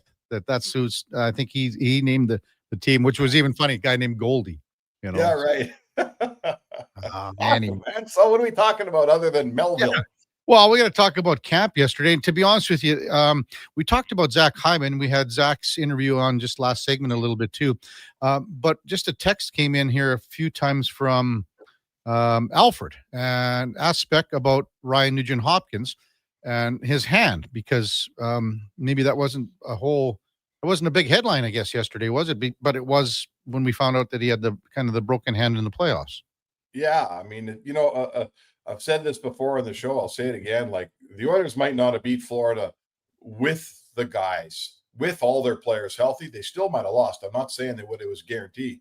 But you take Hyman out of the lineup. You take Ekholm out of the lineup, basically, because he wasn't much good. And then you take Nugent-Hopkins, busted his hand in the first game of that series. He was, what percentage would he have been playing at? I saw his hand. It was black and blue, and it looked like it was useless to him. So 25. So that was an under-heralded story of that series. I am told that Ryan Nugent-Hopkins' hand is 100% healed, and he's absolutely fine heading into camp. Tell the texter. He is ready to go, and apparently Ekholm is exactly the same. He is completely healed up and ready to go. And there may be some news on Zach Hyman today. A little more today? I think. Well, they had his medical yesterday, right? Okay. They did the medical yesterday, and you know how they do. We got to look at the MRIs and all that stuff. I don't think anyone thinks he's ready to start the season. It's really, to me, the story is like Stan Bowman said yesterday, I'm not worried about this guy missing a whole bunch of time. I'm not worried about him a bit. Yeah. So, we'll take him at his word. That's good. That tells me that if he is going to miss games, he's going to miss 5 or 6 or 7 of them, and that's it. So let's see what they say in the coming days, but I think there will be a report coming out soon on him. On Zach, and you think he's going to be just a little more delayed? I don't think he's going to play the first game. How about that? After that, let's see what they say. I sort of said that several months ago, just because I had that, a couple of people told me that we're a little closer to the situation. So then you hear some stuff in Zach saying, that they yesterday how they the rehab was done in blocks, but no set date exactly. So, well, the good thing is his cast is off. Like, all you want with an injury is that it keeps getting better and there's no setbacks. That's what, injured guys, eventually they always get better. It's when you get halfway through and you re-break it, or you go too fast and you set yourself back 2 months. And he looks like he's progressing. He's in good shape. He's able to skate. The cast is off. I think I'm not sure about this, but I'm not sure that they had to put, I know they had to put a bunch of shrapnel in there when they repaired him. Mm-hmm. And these days they take that stuff all out. They take those pins and screws out. I'm not sure he hasn't had that done. We'll find out about that, but he's progressing. He's doing fine. He's going to miss a few games here. I don't think there's any reason to believe we should be worried about Zach Hyman. Yeah. And I mean, for him, we were touching on it. I mean, it would be a dream for him, obviously, to win the Stanley Cup, but also to represent Canada at the Olympics. Yeah, when I talked to him, a few weeks ago, he brought that up. It is his goal. Yeah. And let's hope he can get enough games in that he can take a run at that team, right? That's all you want. If you get to play and they don't pick you, oh well, I guess I'm going to Turks and Caicos for a week and a half, and the cards fall where they may. If you're injured and you can't do a proper audition, that's kind of a drag, because at 33, there's not a whole lot of chances left for Zach Hyman. This is probably his last and best chance to make that team. Well, and I mean, if he comes out of the gates when he gets back and has a good start playing with Connor, that is obviously a big, big deal. You go back to the success that Canada had at the Olympics with a guy like Sidney Crosby and Chris Kunitz. There's a prime example there, Spec. Yeah, and listen, I don't care how big the ice is or what style you play. The guy who can score from the doorstep, right? Like either he's banging in rebounds or his stick is hard on the ice and McDavid's almost banking a pass off it. That guy works for me. I don't care what league we're playing in or what we're doing. I mean, I'm not saying it's easy, but he plays a simple game. And when he and McDavid are going, a lot of pucks end up on the net. So to me, if he establishes himself as he did in that, what was his goal season a couple of years ago? Did he have 54? Yeah, 54. I mean, if he gets anything close to that pace heading into the new year, they're going to take a serious look at him, and they should. Yeah, he had 54, then 16 more in the playoffs, a 70-goal year. That's what. Yeah, that's not bad. Yeah. Mark Speck, Sports 1440. What else has sort of caught your eye there yesterday, Speck? I mean, it was almost like the mini car wash for you, I guess. Yeah, there's lots going on, and lots more today. We're going to watch 2 sessions today. Everybody's skating. What I'm interested in, it's kind of a goofy story. This whole Skinner typo weight thing. They listed him at 230 last season, and in the training camp guide, they listed him at 205. And I thought 25 pounds, that's too much in one summer to lose. And Gregor found out yesterday that it's a typo. But I guess my point would be, what is it? I'm told he has lost a bunch of weight and he's leaned right down. I didn't ever think that he had to, but what do I know? My point would be, I'm interested to know, did he lose 10 or 15 pounds this summer, and why, and how will that change him, and what does that do for his game? And, it's always interesting when a guy takes a look at his body type and says, I need to make a serious change. Like 15 pounds, a lot of pounds, man. That's a lot for a summer. Yeah. So that interests me a little bit. If Stu Skinner's going to be maybe a little bit more mobile, maybe this new goalie coach has him playing a little bit differently. Maybe he's not going out and cutting angles off as much, so he can be better east-west. I'll be interested on that story for sure. And I think the big one everyone's watching for today is who skates out on McDavid's right wing with in Hyman's absence, right? Who's that going to be? Yeah. And Connor's in Group 1, I believe. Is that? Connor is in Group 1. So first thing in the morning, we'll watch a line rush and everyone will report it. And a week from now, it'll be some other guy up there. It still gets me, when I go down and all the guys are on their phones, and half the time in the stands, hey, who was that? I didn't see. What? And then someone just says, "There, just resend what I just sent." Oh man. Yeah. 9:30 to 11:15 Spec, and then 12 till 1:45, all at the downtown community arena. So a 45-minute break between the two group sessions. So this time of the year, Spec, it's you're full bore. I mean, we're everyone knows that when the Oilers get going, we're probably right now we're 85% Oilers. We still, with the Jays where they are, there's still a lot of talk about that. The Elks are still hanging around. In years past, the Elks probably didn't even make the radar right now. Good for them that they are still on the radar. Yeah, I went down to Elks practice yesterday and caught the very tail end of it. Very, very tail end. So, they play in Toronto last week and lose a tough one, and now in Hamilton. So they're going, east-west kind of thing, back and forth. So I don't know if you think that these guys can make the playoffs, but it's going to be a tough road to hoe here for them. Well, they've got to, they lost a game they should have won the other day. So that digs a hole for you. Like, I thought to myself before that Toronto game, if they won the games they were supposed to and maybe grabbed one they weren't, they were in a great spot. Well, they lost one of the ones they're supposed to win. And not only on paper did I think they'd win it, for 3 quarters, they were vastly the better team, and they should have been able to squeeze a win out of that, and they didn't. And whatever, that's how it went. Now you got to go in somewhere. You got to beat Regina. You know, you got to go beat a team, walk into Hamilton and beat them. Like, if you're going to recover from that loss to Toronto, you got to beat someone that nobody thinks you're going to beat. And that's where they are. And if they do, you know, if they win in Hamilton this weekend, then we'll say, well, we probably thought they'd get a split out of Toronto and Hamilton, but it just went the opposite way. So they put a little pressure on themselves, and now you got to dig out, man. You got to get in there, got to win a game no one thought you could win, and revitalize your playoff chances. It'd be a lot of fun if they could take this thing down the stretch and be alive. You know, it's like the Blue Jays. Blue Jays are, you know, it sure is fun paying attention to the Blue Jays every night. I know they lost last night 2-1, but I watched Jays in 30 when I got home, and that's because if they were 8 games out, there's not a chance I would have watched Jays in 30 when I got home. Right? Exactly. Yeah. Exactly.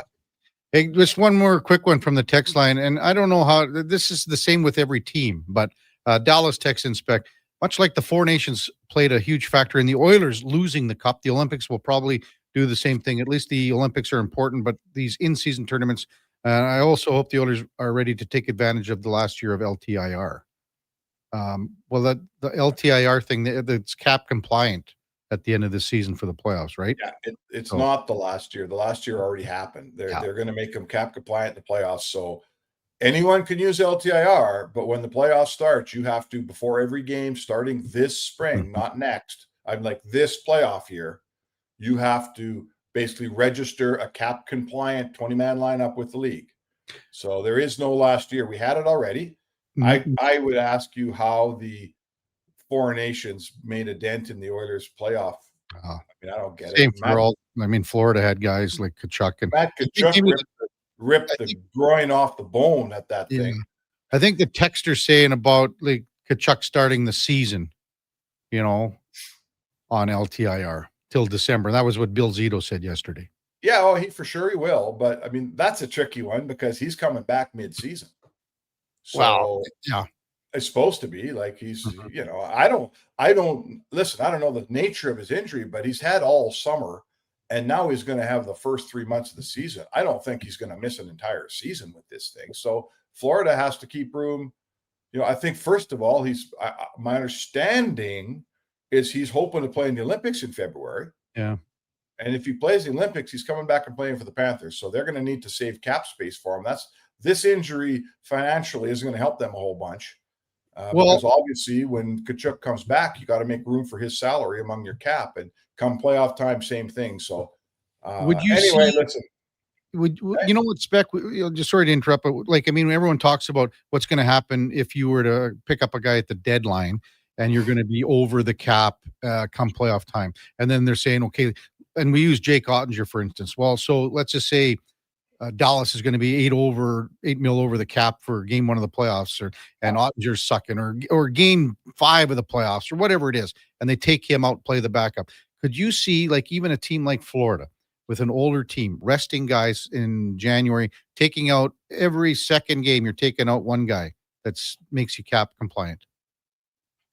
Well, I don't know that you can do that in the regular season. Your roster, I mean, Vegas did it down the stretch, right? Sometimes Vegas had 17 guys going when they were over the cap, got to the playoffs, and then it didn't matter for them. Yeah, that's what I was going to say.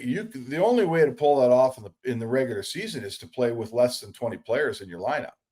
Like, you can't just whip a guy on LTIR for a night and take him off. Well, that's what I'm saying, Spec. So you just don't play him. Well, you don't play him. So now what are we talking about? Load management? Is that what we're talking about here?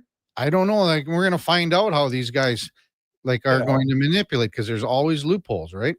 Well, I mean, yes. Like, as we speak, the agents have their minions breaking down the CBA, looking for ways to have, and probably a bunch of GMs do too, ways to finding loopholes. What hole can we punch in these new deals? But I'm here to tell you, there's, like, in terms of what you're talking about, the only way to do that during the regular season, if you want to give, you want to give Connor McDavid every third game off. Well, his cap hit doesn't come off your cap. So you just got to play with one less player and miss the $10 million or whatever he's making right now. So just like Vegas did down the stretch, Spec. I guess, I don't know. Sure. I mean, if you're that old that you have guys that can't play, maybe that's your issue. Well, I'm just saying because you're going to be over. Well, that's why Vegas was doing it, because they were over. Yeah, I know. I mean, sure. And then what do you do in the playoffs when you're over? Like, I think we're going to see some interesting things. Like, here's one scenario we're going to see for sure. If you got a backup goalie that makes like $2 or $3 million, and a whole bunch of teams do, when the playoffs start, you're probably going to start your starter, and that $2.5, $3 million backup goalie, he's not going to be in your lineup. You're going to dress the kid from the AHL team as your backup, and he makes $775. And if for some reason Bobrovsky is getting a night off, he makes $10 million. If for some reason he's not starting for the Florida Panthers in the playoffs, he ain't sitting on the bench in a ball cap at $10 million. He's in the press box. He's not in your lineup, and you're using that $10 million somewhere else. You'll see that for sure among goalies. I question how it's going to sort of bleed into the management and the cap management of the 18 skaters. We'll figure that out. But I guarantee you, no one's dressing a guy, paying him, taking $3-4 million out of their cap to sit on the bench in a ball cap in the playoffs this year. Yeah. All right, Spec, you got to get down to the rink here, big guy. Take that cup. My hat, Kev. It's Cubs hat. Who clinched yesterday? Oh, it was Cubs clinched yesterday. That's right. Yeah. Plus that hat just looks like you look like a pinhead with that cap on. Go Cubs, baby. Go Cubs. They'll be out right away. Mind you, Horton. I like this Horton guy, huh? They got a good team, man. This is their year. Did you hear that? This is their year. They're going to win a World Series, baby. Cubs and Jays. Here we go. 2016 was their year, Spec. That's it. Every 100 years we get one. Thanks, big guy. We'll see you down at the rink. All right. Okay, that's Mark Spector from Rogers Sportsnet. On the Mark, brought to you by Northgate Chevrolet Buick GMC. This truck's for you. Check them out at northgategm.com. When we come back, we will check in with a couple of Edmonton Elks interviews that I did yesterday. Head coach Mark Killam and Kenny Logan Jr. That's coming up on the Kevin Karius Show with the Duke of Delburne on Sports 1440. We've got Josh Fenwick and Sam the Record Man in our studios here at the Stingray location in West Edmonton Mall. We're streaming on YouTube and X. Today on Hey Culligan, how smart is your water? Here's Tracy. Hey, Culligan. I think my water might be dumb. Good news, Tracy. Your water's not dumb. It's just not talking to you. You can make my water talk. No, but the new Culligan Smart Drinking Water System can talk to your phone to tell you when your water filters need changing and help you meet drinking water goals. Now that's some brilliant H2O. You said it, Tracy, and we're already on the way. Let us help you out with a free in-home water test from a local Culligan water expert at culligan.ca. Hey, sports fans, we've got a clear choice for you. At Crystal Glass, we provide customers with the perfect glass for any job. From home to auto and even commercial, installation or repairs, we're your team. Call 310 Glass or visit crystalglass.ca. Crystal Glass. Well, get ready for a silly hockey fans. Your partner in power just skated onto the ice. EWEL.ca, the new e-commerce website for electrical wholesalers Edmonton, is ready for the power play 24/7, 365. UL skates to where the puck will be in 5 years. Now that's forward thinking. Killer selection, slamming products from the best brands, and legendary service. Don't sit on the bench. Get your account today at EWEL.ca and win that project. Plug into your partner in power. Get an EWEL.ca account today. Yeah, can I get a... yes. A common reaction from a veggie lover. Always scanning, searching, longing. But wait, what is this we see? The new McVeggie. Now at McDonald's. No fluff, no fillers, just pure entertainment. Sports 1440 brings the heat with bold opinions, big personalities, and Edmonton's fiercest fans. This is your turf. This is Edmonton's sports leader, Sports 1440. You ever done something you can't be forgiven for? Crave is the exclusive home of HBO originals, including Task, the new crime thriller from the creator of Mayor of Easttown. I'm going to take their money so we can have a better life. Starring Emmy winner Mark Ruffalo. If things go terribly wrong, people want to know why God let it happen. And Emmy nominee Tom Pelfrey. Have I almost found a way out? You never did anything like this. Task, an HBO limited series. Stream now, only on Crave. Subscribe at crave.ca. Diablo Boots sells only Canadian-made work and biker boots made by Canada West. No American or boots made in China, so no tariffs. All of Diablo's boots have replaceable soles and heels for longer life. Sizes 6 to 14 Triple E. Buy quality, buy Canadian. And support Canada West and Diablo, the two best names in the boot business. So save on boots by Save On Foods. That's Diablo Boots, 3340 Gateway Boulevard on the east side of Save On Foods. Buy Canadian. They're terrific.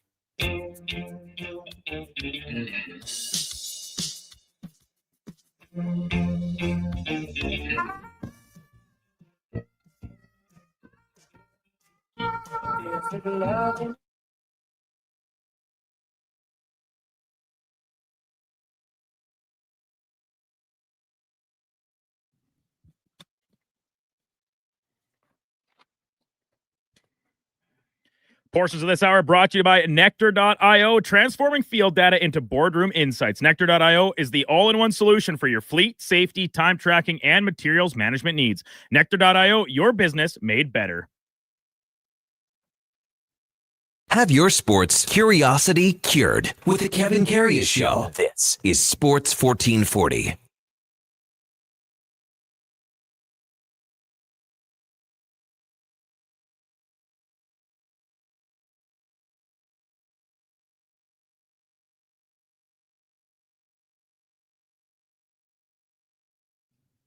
All right, welcome back to the big program. 826 in Edmonton. Kevin Karius, Duke of Delburne with you on Sports 1440. Duke, I thought we had that song as restricted on the restricted list. A DNP? Yes. It's been a while. I figured I'd try and slip it past you.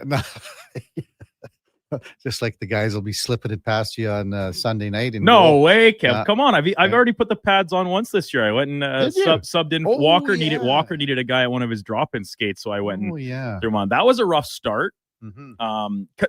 Here's the thing. I don't like warming up at any sport, but I need to as I get older because like you need to get some sort of stretching or whatever in, and it's really not good for playing goaltender. Like you got to feel some shots.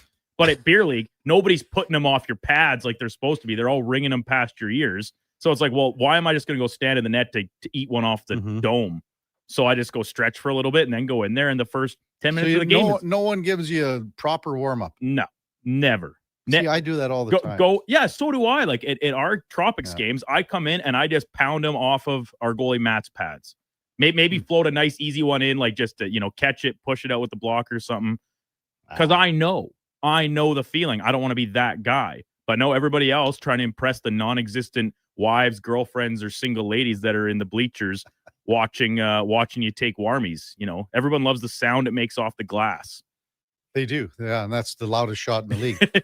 I just try to go right at the stick, like sort of 5-hole. Okay, yeah. And then, let them stick a couple away. Just get them like the old school, like the Terry Sawchuk style, where you just like stab them away with the stick. Yeah, give them that feel. And that one of the reasons is I can't raise the puck, but Wait, it's what you came up in conversation last night post game because we were talking about just the show and in general, and then about how we're still trying to get Laddie and or Schlemmer out to play a game with us sometime when we're short bodies. Well, I brought up the thing that the one time I was asking Laddie, and you're just sitting there and you say, well, what about me? I said, Kev, I don't know if you've got what it takes to hack it with the Trops. How do you think I could handle it? Absolutely, you could. Okay. You'd be very fine out there. And then the best attribute you'd bring, locker room presence. That's right. Well, but unfortunately, then you might, because that's the only real thing I bring to the team. You might force me out of my own club. You might replace me. But here's the thing: you said you had one old Milwaukee. No, I brought a couple Pilsners, and then we were like hanging around a little bit longer than usual, and then we got kicked out, unfortunately. So I didn't even get to enjoy the old Milwaukee that my buddy Tom generously gave me. But then the rinky was like, hey, it's 11:30. You better leave. We're like, okay. So we went home. Hammer says, Laddie can't score. Don't worry. Blake says, warm-ups, you put it in the goalie's glove. Give them confidence. There's always that, that thing in the NHL, right? When the goalie's not going well. Yeah. Warm-up, like pregame warm-up, no one is picking anything. You are just float him in there. You are just making sure shoot it right at him. He's not hearing anything. Bar down. MTR says, Duke, how are the hamstrings? Tight? The hamstring actually is feeling pretty good, all things considered. I was nervous about it when I went to play net that a couple weeks ago for walks. It held up okay. Like I said, I'd been doing lots of stretching and kind of working on it a little bit at home in the evenings. Yeah. So that's helped. But no, now it's, as discussed off the top, it's my back after this little slip and fall last night, courtesy of an opponent. Did a teammate come to your rescue? Oh, well, here's this. They said this to me afterwards. Everybody on the bench, everybody did the, ooh, and they all looked at each other as like, well, at least it was him. He's the youngest guy on the team.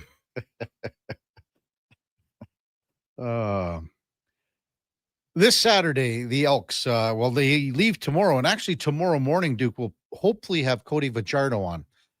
He will be with the rest of the team. I was talking to Michael Acuri in their comms department yesterday at practice. They leave at 8 o'clock tomorrow morning for, I don't know if they go to Toronto or Hamilton, wherever they land. I'm not sure. But anyway, we'll have Cody Fajardo on at about 20 after 7, 7:15 tomorrow with Eddie Steele. As the Elks, this is must-win situation. Must-win situation. Right now, they have to win this game or she is lights out playoff time or playoff hopes. Yesterday after practice, I had a little chat with head coach Mark Killam, and this is that little conversation. Coach, a couple guys banged up on the weekend in Toronto. Maybe just run us down the injury report for a Wednesday, heading into a game in Saturday in Hamilton. Yeah, we're pushing our depth chart, but our personnel department does a great job of making sure we have guys here. Royce, it's going to be tough for Royce this week, and then we have hope for everybody else. When you lost Royce earlier, Kenny Logan came in and played pretty well. Just maybe touch on how you're putting the pieces of the puzzle in there and trying to hope they all fit. Yeah, I mean, the positive about having Royce get hurt, there's no positive. But earlier in the season is we had different rotations in the back end. So guys were able to get reps, game reps in multiple positions. And versatility is something that we've talked about a lot as a group. And so it's a credit to those guys being able to jump in. How much does that familiarity and that versatility help you when you are game planning, mapping out things moving forward? Yeah, it's critical. I mean, communication is a big part of what everybody does on the field, whatever offense, defense, special teams, specifically in the back end, they need to make sure they're communicating. So being able to roll different guys in walkthrough, we roll different guys in different spots. And obviously we just talked about in game, we've been able to do that. So the more understanding they have, the better we're going to be. Are you the type of coach, when you break down a loss or feel a loss, does it hurt more one loss or the other? If it's, say, you lose by 20 or you lose the way you did in Toronto? Well, it's never good to lose. I mean, I think losses feel worse than winning feels good, if that makes sense. But, it was a missed opportunity for us. I think those ones, they really sting. But, I mean, as a coach, you let it sit for a day, but you've got to move forward. And we're moving forward with the opportunity that's in front of our face. When you look at the turnover battle, you always say if a team wins a turnover battle, you got a really good chance to win. And you guys really dominated that area. Is that one of the more disappointing parts of that loss?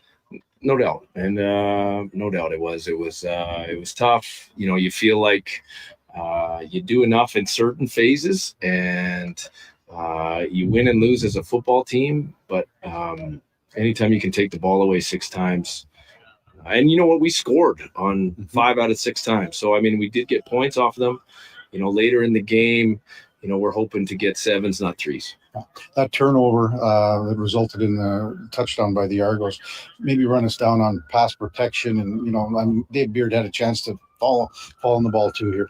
So you don't want to make a bad play worse. Bad negative plays are going to happen. I mean, if we can just fall on it, we punt out of there and we live to play another down. So that's something that we talked about. We'll try to carry that forward. What do you think about this game with Hamilton? I mean, you guys, where you are in the standings. You see who's in front of you. You know what Hamilton's done here. What do you make of this game? I think Hamilton's a really good football team. They're first in the East for a reason. They've got a ton of weapons on offense. They got a Hall of Fame quarterback. They got a defense that's +9 in the turnover ratio, and their special teams have made plays the entire year. So it's going to be difficult. Hamilton's a difficult place to play. We're going back out east after a week again. The excuses are there if you want them, but again, we're focused on the opportunity in front of our face. I think last time I talked to you when you were playing Hamilton, we discussed Bo Levi Mitchell. You said, 20 years or whatever, he's never run this much in his life. Is he still running as much as he was, you think, or what are we looking at here? Well, I think they're running the football as an offense better. You know what I mean? They've got their running game going, and in the last few games, I can't tell you the number, but it's up there, and they have lots of weapons all over the field. So you've got to be sound in what you're doing defensively. You got to disguise some things on the back end. We got to be physical up front. Do you look at the standings? Do you know where you are? Do you know what needs to be done? Are you that kind of guy who just take it game by game here? We got a lot of people that tell me where we're at. You know what I mean? My focus as a head coach is to make sure our football team is ready to play this week and focus on the opportunity this week. And that's how I live my life. I live my life, 6 inches in front of my face. And I think it's important to do that in this profession and just where we are in the season. So far, how do you think this week of practice has gone coming up that loss in Toronto? Good day today. A lot of work today. Yesterday, we kind of tried to get off them and preserve some legs. We're on week 9 out of 10 straight. So, we try to focus on the mental aspect yesterday. We got some physical work today, and then we'll look to have a polished day tomorrow. Coach, thanks for this. Good luck against the Cats. Thank you.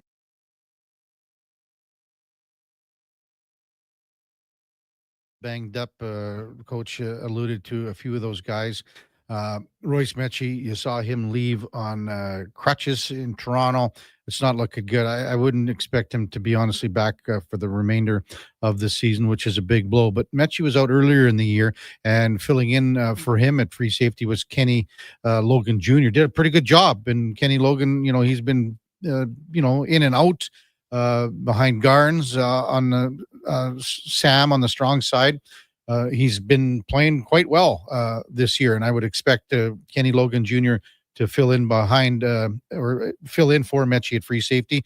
Yesterday, had this conversation with Kenny Logan Jr. Kenny, how would you assess the team's feeling after a tough loss like that in Toronto, where you had the game in control up until the final end there? I would say we didn't like how the game ended, of course. We just got to make sure we are able to put teams away and finish games. We did everything, up until that point to try to put the team away, but we didn't do it. So, after that, we came, really this week ready to prepare, eager to work, because we know everything that we want is still right in front of us. So we have to still keep pushing and keep our heads up. How do you think the mindset is then when you look at it? Seemed to be pretty positive today, but just being out there, what do you think? Today, every day this week so far has been. We're a next game up type of team. So that game finished. We got a 24-hour rule. We put it behind us and we keep working because like I just said, everything that we want is in front of us. So we have to keep working, keep our heads up, because we know we control our own destiny if we do everything right. Have you ever been in a game where you were part of a defense that picked up 6 turnovers and didn't come out on the winning end? That was my first time ever in a game, period, not having 6 turnovers and coming up short. But it's just the details, man. We got to find ways to just finish and just close teams out, really. It's credit to everybody who played a part in it, but we just got to, at the end of the day, we just got to find a way to win. Are you type of guy, your role is going to change a little bit like it did in the beginning of the year with Royce out again now. When you filled in for Royce when he missed a little bit of time earlier in the season, does it help you even more now moving forward? Every day I come out here, the older guys and then just people around me, they help me try to get better, and then I help try to elevate this team as much as I can with my energy and effort. So no matter what time it is, it's always next man up, and that's for anybody. So I was just able to take what I learned from the beginning and just add it to what I know now. How do you think this defense is playing right now, Kenny? I think we're playing pretty well, of course, but it's always room for improvement. We got to continue to find things to get better at, continue to be sound in different areas, and just continue to find ways to win. Do you like that consistency where you're at right now? We're never complacent with or satisfied with where we at right now. There's always more room to build. We still gave stuff up in that game. Still had a couple breaks a bust in that game. So we just got to find ways to continue to fine tune our details and just keep pushing forward. When I talked to you earlier in the year, Kenny, you were talking about getting more comfortable, being more familiar, just even the stadium, city, game. How's that coming along for you? I mean, I feel like now I'm pretty comfortable with the city, my teammates at the building. So it's just being able to help the new guys and then just continue to find ways to get better in my aspects and find new things that I can grow with. What do you think about Hamilton coming up this week? Hamilton is a great team. They have great receivers, great quarterbacks. So we just got to make sure we're going out there and pretty much executing at a high level, making sure we don't have no bust or anything like that, just finding ways to make them uncomfortable. When you watch a guy like their quarterback, Bo Levi Mitchell, on tape, what do you see? He's a great, smart, savvy quarterback. Can make every throw, has a live arm. So we just have to make sure we're in position to make plays when the time comes. Kenny, thanks for this. Good luck on Saturday in Hamilton. All right, thank you. That is Kenny Logan Jr. And again, I would expect him to take over for Royce Mechie at free safety. And the team leaves tomorrow for Eastern Canada. Hamilton, 5 o'clock our time kickoff. Must win situation for the Edmonton Elks. Hey, Duke, we're going to do a little giveaway in the next segment. Pretty big deal. This is a big deal. Yeah, it's a big deal. I'm going to run it down what it is, and then what we'll do, Duke, I'll come up with the question. I sort of did right now, and I think it's a pretty good one. Okay, it's a pretty good one, and maybe we'll give it right now. We got nothing going on in the segment anyway, right? For the next one, so yeah, you bet. We're open. How does this sound, Duke? So this is what the giveaway is, and it's from Stingray and Sports 1440. So next weekend is the Hockey Legends Live. Marty McSorley, Kevin McClelland. It's next weekend, September 26th, hosted by Louis DeBrusque. Wow. And Big Lou. Yes, it's at Selly's Sports Bar and Lounge. And in we've been in there. We've been in Sally's. At Century Casino. Up on Fort Road. Right, at Century Casino. And we were there to do, what do we do? 2, 3, 4 watch solid parties. Nights, watch parties. Yeah, it's we took Donovan one time. Donovan lost his blouse. In the intermission, we took a little spin out to the Nino floor, and I watched Donovan just lose 4 consecutive hands of blackjack, and then that was it. It was over. But yeah. So anyway, next weekend, it's September 26th. It's Hockey Legends, Marty McSorley, Kevin McClelland, hosted by Louis DeBrusque at Century Casino in Selly's Sports Bar and Lounge. Now, tickets for this event are $30. You get a full night of the stories, entertainment, Q&A session. It's a meet and greet, photo autograph session. What we are going to do today, this morning, we're going to give away a table of 4 VIP tickets to the Sports 1440 event. This includes the 4 tickets, priority seating near the stage in the Selly's Sports Bar and Lounge. It's a post-show meet and greet in the Selly's Sports Bar and Lounge. Photo autograph session. Each ticket receives complimentary drink and pub-style buffet. Think there'll be some bucket of bones mixed in on that pub-style buffet? No, there'll be none left because SKS Sean Smith will have eaten them all. Got to get there. Got to get in line before him. Then draws. You're entered in the draws for great prizes and things like that. Plus, you get a $25 Selly's gift certificate. This is a value of, it's into the $500. I can't even add it up, to be honest with you. But we're going to give away a table of 4. And all you have to do is answer this skill testing question. Oh, boy. Skill testing. It's tough, Duke. It's tough. But I hope it's not one of those math ones like on the back of a scratcher. No, but it has something to do with numbers. Okay. When Kevin McClelland and Marty McSorley played their final season together in Edmonton, who had more penalty minutes? Oh. Who had more penalty minutes in the single season? If you look at Marty McSorley, most of his high number penalty minute seasons came in LA when he got traded with Wayne Gretzky. He was 350, 322, 399. But we're talking their final season together in Edmonton. Who had more penalty minutes? That'll get you into the draw. Duke's Spinorama Wheel. 833-401-1440. Their final season together with the Oilers, who had more penalty minutes in the single season, Kevin McClelland or Marty McSorley? Send it our way, and we will check things out as the morning progresses. When we come back, we'll get to some of the texts because they're firing in right now. 833-401-1440. Kevin Karius, Duke of Delburne on Sports 1440. We're streaming live on X and YouTube. At Fountain Tire, we're fluent in saving you money. Fluent? Yes, we've mastered the language of deals. Like right now, you can save up to 25% off select tires and up to $125 off a set of 4 select Goodyear tires. Plus, $50 off $150 service when you buy those tires. All until October 18th. I'm sorry, I don't speak deals. Spend less, save more when you buy round black things from us. Oh, got it. Restrictions apply. Book your appointment online today. Fountain Tire. We're on this road together, Canada.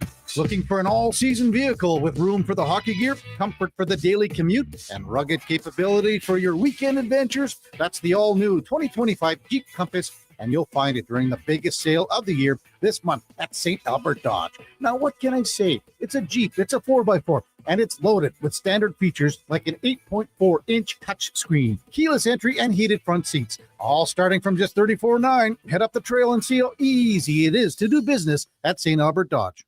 Blue Jays fans, this weekend and every weekend, you can catch Toronto Blue Jays ball games right here on Sports 1440. Ben Schulman provides the play-by-play. You provide the chips and beer. Check out the Blue Jays this weekend on Edmonton's home for sports. Sports 1440. It's the final weekend of the Bricks Famous Tent Sale. Now save up to 70% off clearance items in the tent and store, with more amazing deals arriving daily in every department, like up to $1,800 off power reclining sectionals and up to $700 off big screen TVs. Buy more, save more when you buy 2 or more major appliances, up to $1,000 off. Plus, get a free Bluetooth party speaker when you spend $9.99 or more on furniture. Some exclusions apply. See in store for details. The Bricks, saving you more.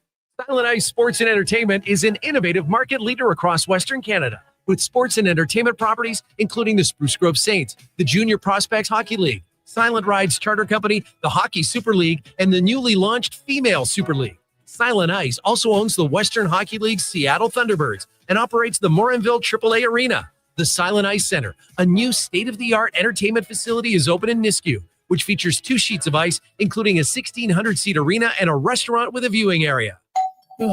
Seriously, another door knocker? I really want to go solar, but these high-pressure tactics are exhausting. And their prices are unbelievable. Before we do anything, let's call Great Canadian Solar. There's a better way to go solar. Great Canadian Solar provides honest advice and fair pricing to save you from overpaying. They're easy to deal with and will never put pressure on you to buy. As a trusted local business for over 15 years, Great Canadian Solar will support you in your solar journey. Visit greatcanadiansolar.com and call today to get started. God said, I need somebody to get up before dawn, milk cows, work all day in the fields, milk cows again, eat supper, go to town, and stay all night at a meeting at the school board. So God made a farmer. Hi, Mike here from Northgate Chevrolet Buick GMC. We are so thankful God made a farmer. For the month of September, it is our goal to feed 500 families. With every vehicle sold, we will feed a family of 4. So please help us reach our goal. Visit us online at northgategm.com. They sure saw you coming. You went in for about $200 in auto service, and by the time Johnny Slick out front was done telling you everything he thought you should have replaced, you got hosed for $3,000. Big Toy Shop won't lie to you, inflate your bill, or waste your time. You'll know exactly what your service actually costs and when it's going to be done. Take your ride to Big Toy Shop, 8315 Argyle Road, 780-298-2797. Are you relying on credit cards to make ends meet? Are you making just the minimum payments and carrying a balance month after month? It's time to break free from the debt spiral and take control of your finances. I'm Parveen Middleton, licensed insolvency trustee at BDO here in Edmonton. During a free consultation, I can explain all your debt relief options and stop your credit card bills from piling up. Call 1-833-BDO-TALK or visit bdodebt.ca to discover your debt-free future.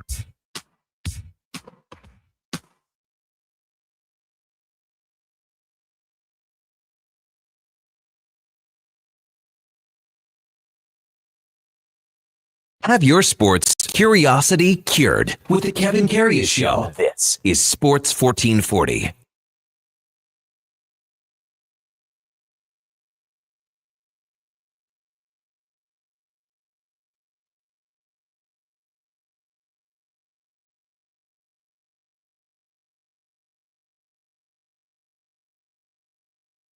Welcome back to the big program, 849 in Edmonton. Kevin Karius, Duke of Delburne with you on Sports 1440. Man, have we got a bazillion texts coming in for our giveaway this morning. Hockey Legends Live, Marty McSorley, Kevin McClelland, next weekend, September 26th, hosted by Louis DeBrusque at Sully's Sports Bar and Lounge at Century Casino.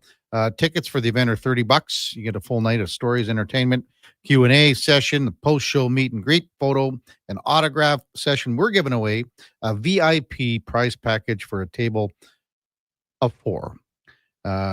Priority seating, meet and greet at Sully's. Again, photo and autograph, complimentary drink and pub-style buffet. You're in the draws for great prizes, giveaways. It's a tremendous value. And we asked you who had more penalty minutes. In the final season they played together in Edmonton, Kevin McClelland or Marty McSorley, who had more penalty minutes? Hey, Duke, here's a question for you. It's unfair. Answer. It's an unfair question, of course. Of course. And again, this event hosted by good friend Louis DeBrusque. When you total up Marty McSorley, Kevin McClelland, and Louis DeBrusque, total up their entire career, all three of them, their careers in the National Hockey League, what do you think they get for penalty minutes? Total. Career numbers. Career numbers. Oh, boy. Between the three of them, a total number ballpark. I'll give you. Is it 5 figures? Well into 5 figures? Is it closer to 6 figures? I wouldn't say no. So what are we talking? Like 20, 30,000? No. No. 5 figures is into the. It's not. Sorry, no, 4 figures. Oh, okay. Sorry, 4 figures. Well, yeah, 4 figures. That seemed like a given. That's why I was curious if it. Sorry, I was checking something. Numbers. It's well documented. Not good at numbers. Yes, on this show. 2 + 2. Okay. Anyway, between the 3 guys, career just a ballpark career numbers. 7,000. That's not bad, Duke. Not bad. If we were playing Prices Right, you would. I mean, over. Bob Barker would say you're over. Or Drew Carey would say you're over, but not by much. 6,214. I just did a quick add. But 3. Oh, so we don't know for sure that number's correct. I know. I added them up. Marty McSorley, 3,381. McClelland was 1,672. And our buddy Lou DeBrusque was 1,161. I believe that adds up to 6,214. Pretty good. But that's a lot of PIMs, man. That is a lot of PIMs, especially Marty. I mean, 3,381. Dusty Chandler says 20,000. Yeah. Tons of texts coming in for sure on the correct answers. So again, get them in. When do we want to announce this? Right before Laddie or what? Yeah, I think sure. That'd be fine. Laddie's coming in at 9:30 or so. I wonder what Laddie's career PIMs are. Do you know? Mm-hmm. What would you guess on that? Laddie played a long time. Josh says 600. Sam said 600. Sorry. That actually might not be a bad guess. I think it's probably higher. Okay. What's your guess? 900. No, both you guys are over again. Laddie was he was a wallflower out there. He was just a ballerina out there. What? 472 for Ladislav Schmid. 472. The most he ever had in one season was 85 in the 2010-2011 season. He was almost Lady Bing material here. Very nearly. Yeah. MTR says, pretty good, Kevin. Did you use a calculator? Nope. I did it all by hand. And the good thing is there was only one column that I had to do the carryover, which sort of that's for the confused me a little bit. It confused me a little bit. Yeah. Randy Roselle says that's 100 games in the penalty box. 6,214 minutes between the three of them. Pretty cool stuff. And again, tons of correct answers coming in. I could run down the list, Duke, but it's going to take too long. We will announce this when we talked about this with Laddie coming up a bit later. At 9 o'clock, right off the hop after our next break, we got Matt Larkin from the Daily Faceoff. We will check in with Laddie around 9:30. And Bram Stephen from the Spruce Grove Saints, head coach, they kick off the regular season tomorrow. Brooks is in town, I believe, right, Duke? The Brooks Bandits. Yep, and then local duel on Saturday night between, I think it's the one that it's Insured Park Crusaders hosting the Saints. You're right, because I checked that schedule out and they head to the park. So back-to-back games. Boy, the season just creeps up on you. And then, the Oil Kings, they kick things off tomorrow night in Red Deer and then back at home for their home opener on Saturday. So it's a busy weekend for sure. Again, top of the hour, we got Matt Larkin from the Daily Faceoff. Before that, time now for a Sports 1440 update brought to you by First Round. Tonight could be your night. You could win an NFL jersey this evening at both locations of First Round. Plus, you get 50% off boneless wings. Doesn't get any better than that.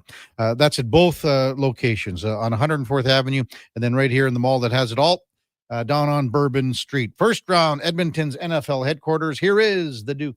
This is a Sports 1440 update.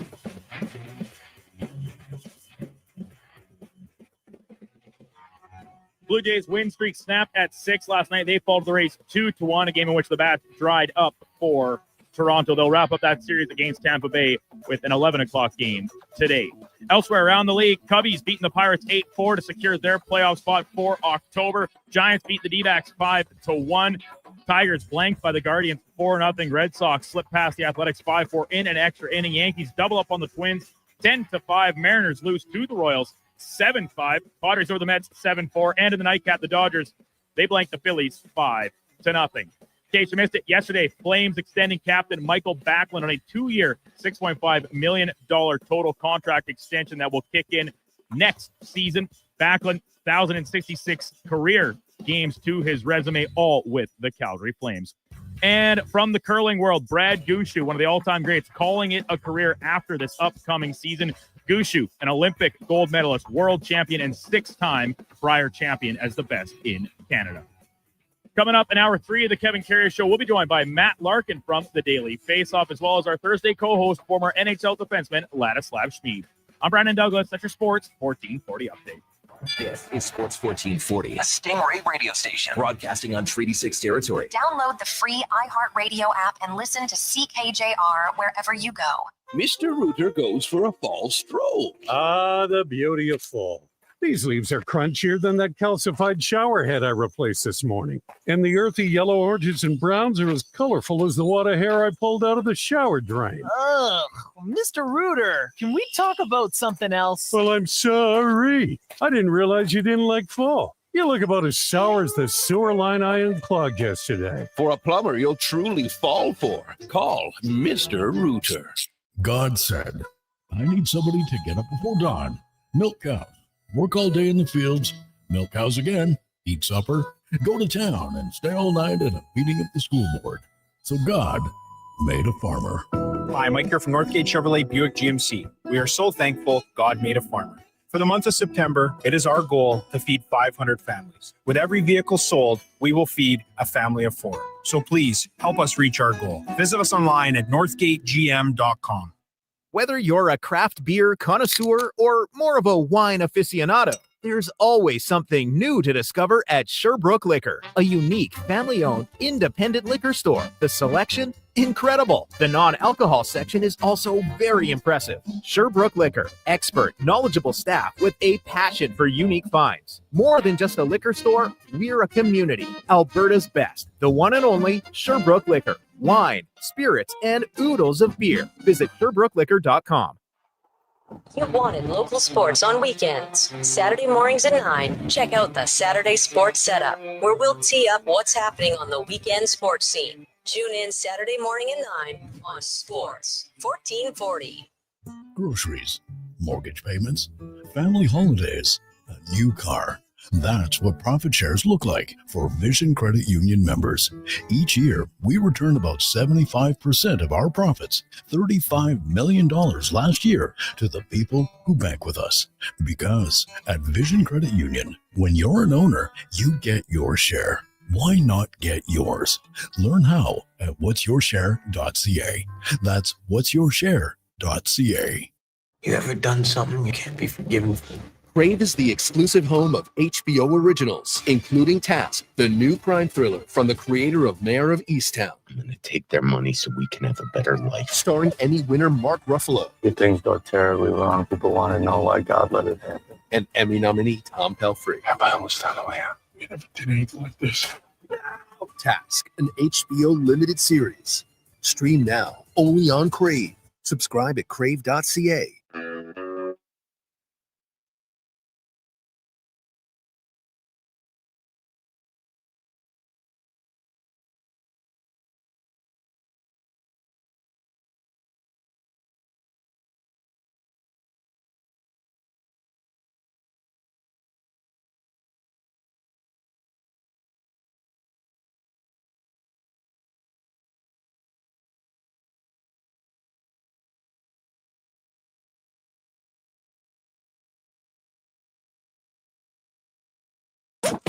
Stories, guests, and insights. This is Sports 1440 and the Kevin Karius Show.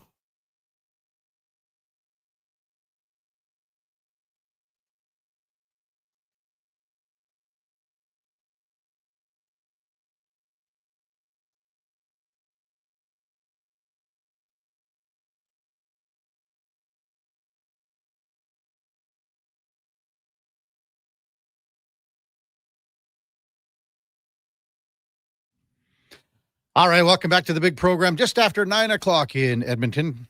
Time now for the headliner of the day, brought to you by Mr. Rooter Plumbing, the plumber to call when the toilet mysteriously breaks after your jalapeno pepper popper fueled game night with the fellas. That's mrrooter.ca. As we welcome back Matt Larkin from the Daily Face-Off. Morning, Matt. You're with Kevin Karius once again.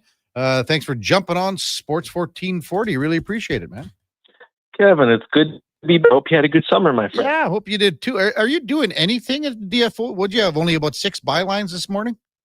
Oh, geez, yeah. I think I am a chicken with my head cut off, you know, as it goes when training camps start and there are storylines galore just spilling out everywhere you look. Isn't that the way it goes? And then sometimes, you know, as the year goes on, you go, man, what could I think about breaking today? Or what could I think about reporting on today? And you have to dig a little bit more. Now it's like shooting fish in the barrel. I actually just kind of was looking at the one of your more recent ones here, Matt, about the Americans and the Canadians on the Olympic roster bubble, because we were talking about it, Zach Hyman, and he's got to be one of those players right now, especially maybe possibly not being ready to go off the hop, but maybe just give our listeners a little background and the genesis of this idea, how so many players are in this position to start the season. Yeah, and when it comes to the bubble, really, we're talking about Canada and the U.S., because if you look at the other countries, they are taking the majority of their NHL talent to Milan, right? Maybe not quite as much Sweden and Finland. They might still have to make a few cuts, but if you're looking at a team like Germany or Switzerland, everybody who's an NHLer is going. Whereas, as we often discuss with Canada and USA, you can make a good B team from both rosters. You can make a good C team even, right? So the competition is extremely fierce. There are always players that are snubbed who feel like they should be borderline locks to make the team. Sometimes it comes down to tiny little things. If you look at Robert Thomas, it was an injury he suffered, so his sample size was small at the beginning of last year. If you look at Zach Hyman last year, he was off to a slow start. He was slumping. I think he had, 1 goal in his first 20 games, something like that, and then he caught fire afterwards. So when the brass for these teams are making decisions and they have to break ties, they're looking for any tiny little angle they can to make the decision, which is why the first couple months of the season are going to be so important, whether it's someone like Patrick Kane, who's the old guard looking to get one more chance. It could be someone like Matthew Nyes in Toronto, who's more of a breakout candidate as a power forward trying to get onto this team. Nick Suzuki, who feels like he's been snubbed and has been pretty open about it with Canada. So it's going to be really close. And I do think it comes down to how these players perform in the first couple months. Does it even come into play too, Matt, that players that maybe weren't invited to the orientation camp? I'm just thinking of like a fourth goalie for Canada, like a Logan Thompson. Does that come into play here too? I think it can. I certainly think if you're not getting an invite to orientation camp, that it's a sign you have an uphill climb. You can look at it two ways. We talked to Dustin Wolf last week at the player media tour, and he wasn't insulted by it, and he figured, hey, if I perform well enough, I'll get on the radar. I land more in the camp of, you can read between the lines, and I think these countries and the brass that make the decisions, they have their favorites. And Logan Thompson, it's pretty clear, is not someone who's on their radar. And I think it comes down to the personnel making the decisions and how they feel about the player, and not just on the ice, but off the ice. So you do have to kind of sort through different politics when it comes to some of these picks. And that also includes participation in other international tournaments. So in Canada's case, if you have a chance to go to the World Championship and you don't go, it's usually not really well received, and it does decrease your odds if you're one of those guys on the bubble. Matt Larkin from the Daily Faceoff, our guest on the Kevin Karius Show on Sports 1440. There's so many decisions that have to be made, and I love the way you had the strategy of the kids strategy and the Last Dance strategy in the article, and the one of the Last Dance, and you just mentioned Patrick Kane, but for the kids, people forget about Crosby and Stamkos that you wrote, because there's the Celebrinis and Bedards that are knocking on the door this year. Maybe just to touch on that. Yeah, historically, especially with Canada, it seems like in these major best-on-best tournaments, they are a bit more hesitant to hand the keys to the kids. And that's why I used the example of Crosby in 2006. He was in the middle of a 100-point season as rookie, but he did not go to those Olympics in Torino. Same goes with Steven Stamkos in 2010, who was a sophomore in the NHL at the time, in the middle of his breakout season. I think the understanding among the brass is kind of that, you're playing at really high speeds, surrounded by elite players. There's a lot of pressure. And if you're one of the young guys, you're probably playing down in the lineup, which means you're more likely to be in a checking role and have different responsibilities. So is it worth bringing someone like that? Or are you better off going with, someone like a Mark Stone or a Robert Thomas, a player that has more of a developed veteran hockey IQ? So it is an uphill battle, I think, for those guys. But the mentality that they tend to have, just based on talking to them last week, is, hey, I'm not going to worry about it too much. I know that I have a long career ahead of me and I'll get more opportunities. I'm just going to focus on my team play, on my game. And if I do play my way,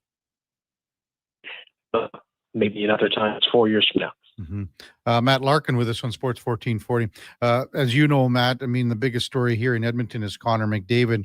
We talk about it, extensively with local reporters, obviously, that are covering the team here, guys like Mark Spector and the lot. But whenever we have someone on from wherever the publication or site is, I want to get their opinion on it from a different perspective that aren't covering the team closely on a day-to-day basis. So maybe just get your 2 cents in on what you think is happening, going on, and reaction around the league.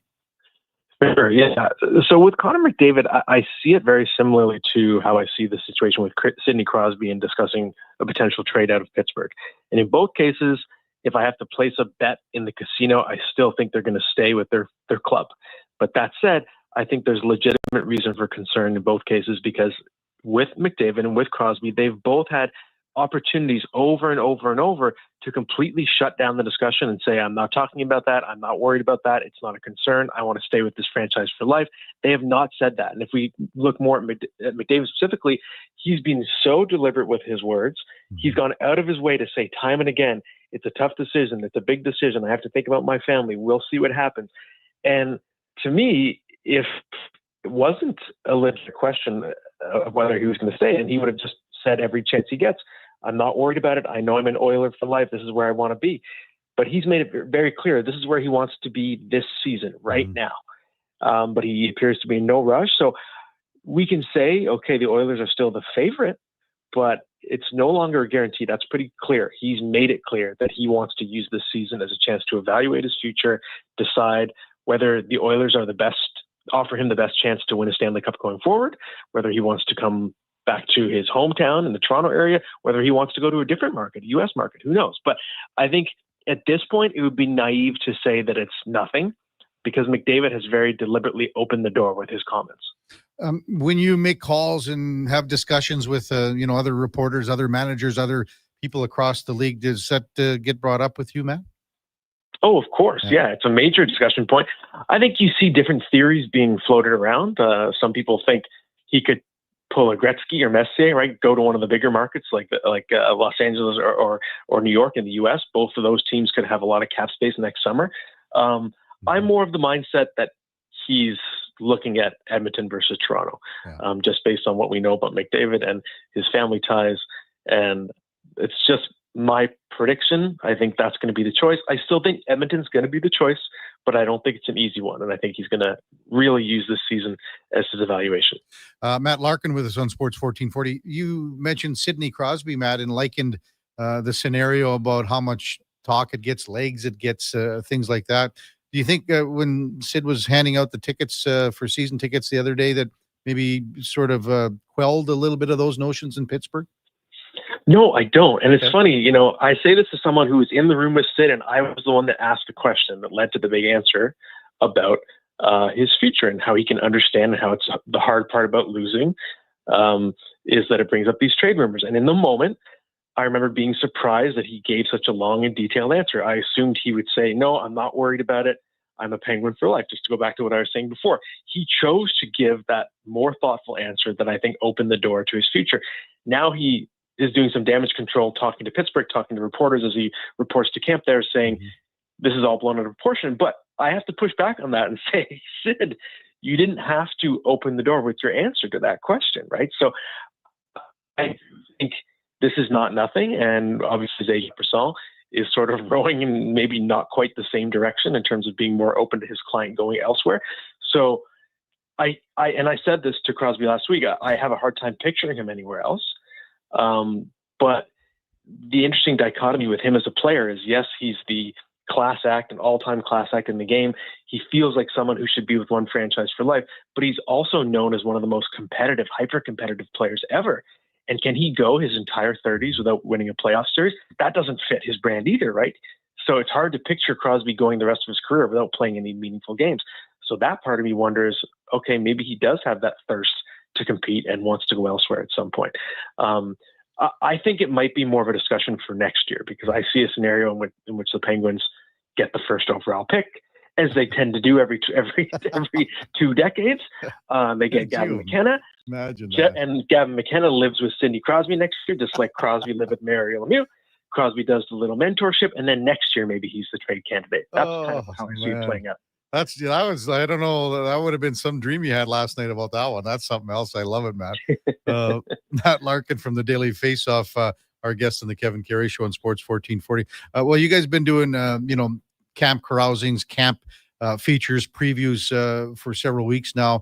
Has there anything caught your eye at a certain camp or whatever? I'm just seeing Elliot Friedman reporting this morning that Mason McTavish is skating with the OHL's Ottawa 67s right now because that contract stalemate. But anything across the board, Matt, that's really sticking out for you? The Mason McTavish situation is one, just in the sense that if you're the Ducks, you have a chance to really have a magical season, I think. You know, guys like McTavish and Cutter Gauthier, Leo Carlson, they really caught fire down the stretch. They were some of the best offensive players in the league. So you have some real momentum. You've added Chris Kreider and Mikhail Granlund. You've added Joe Quenneville behind the bench. And they already were the most improved team in the league by 21 points last year. So you don't want to lose that momentum and not have McTavish, your number 2 center, going into the season. So I really think they need to find a way to get this deal hammered out. You don't want a Jeremy Swayman situation where your player comes in a little late and takes a while to get his game going. So to me, I think the Ducks are a team that should be improving to the 95-point range and kind of knocking on the door of the playoffs. So I would treat this situation with urgency if I'm Pat Verbeek. So I'm looking at that situation. It also is fascinating, just some of the takeaways from Toronto. I actually wasn't able to attend media day yesterday, but I know that the tone was just, or the sense of the tone is that it's a lot lighter with this Mitch Marner situation lifted. If you believe Bulls when it comes to the Toronto Maple Leafs, it feels like there's a culture change that's gone on there, and it'll be interesting to see if that translates to the ice, even though there's no replacing a 102-point score. Yeah.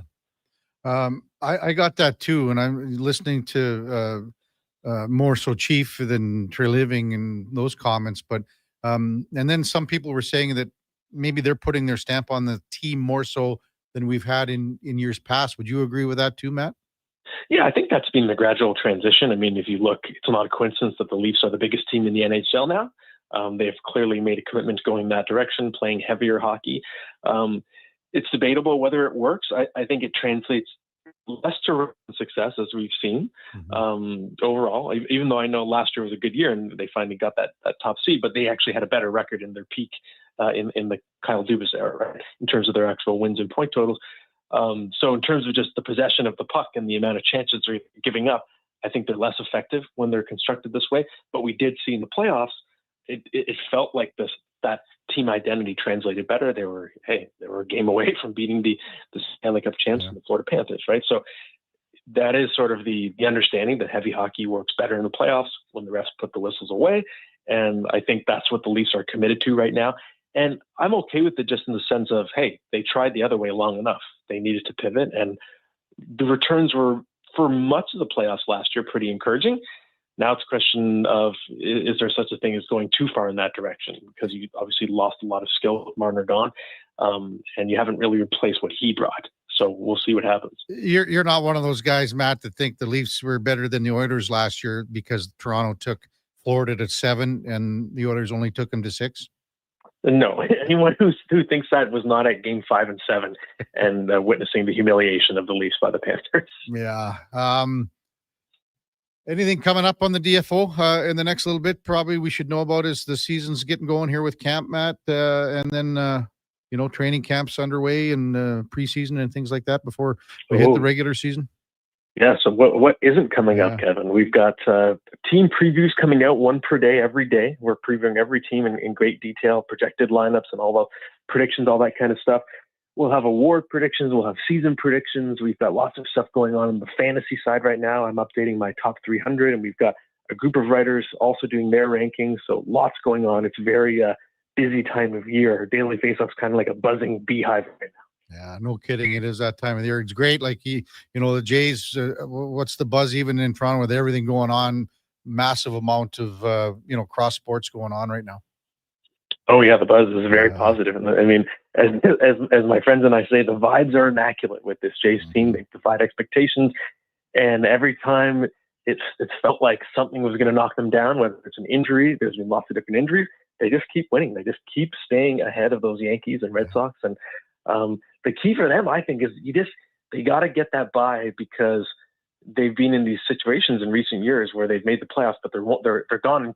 They play 2 games, and both games are at a terrible time, like 3 p.m, and it's over so fast that you think you dreamt it. So I hope for the Jays that they can play a full-length playoff series, get through that bye. And that might help them get Bo Bichette back, too. That's going to be so critical.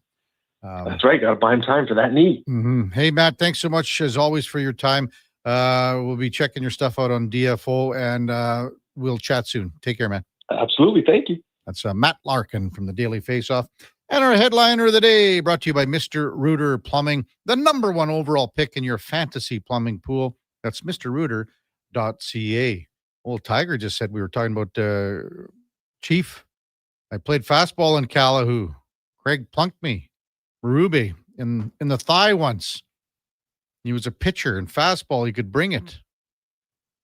Come on, Tiger. If he was going to hit you, we probably would have been a little smoke at your yoke. You were probably crowding the plate as usual. Text 833-401 1440. Tons of correct answers with our little trivia question for our giveaway that we'll be doing and handing out right before Ladislav Schmid comes in. Again, if you've got some time to get it in, 833-401 1440. It's all about next weekend's little do at Century Casino in the Sellies Sports Bar and Grill.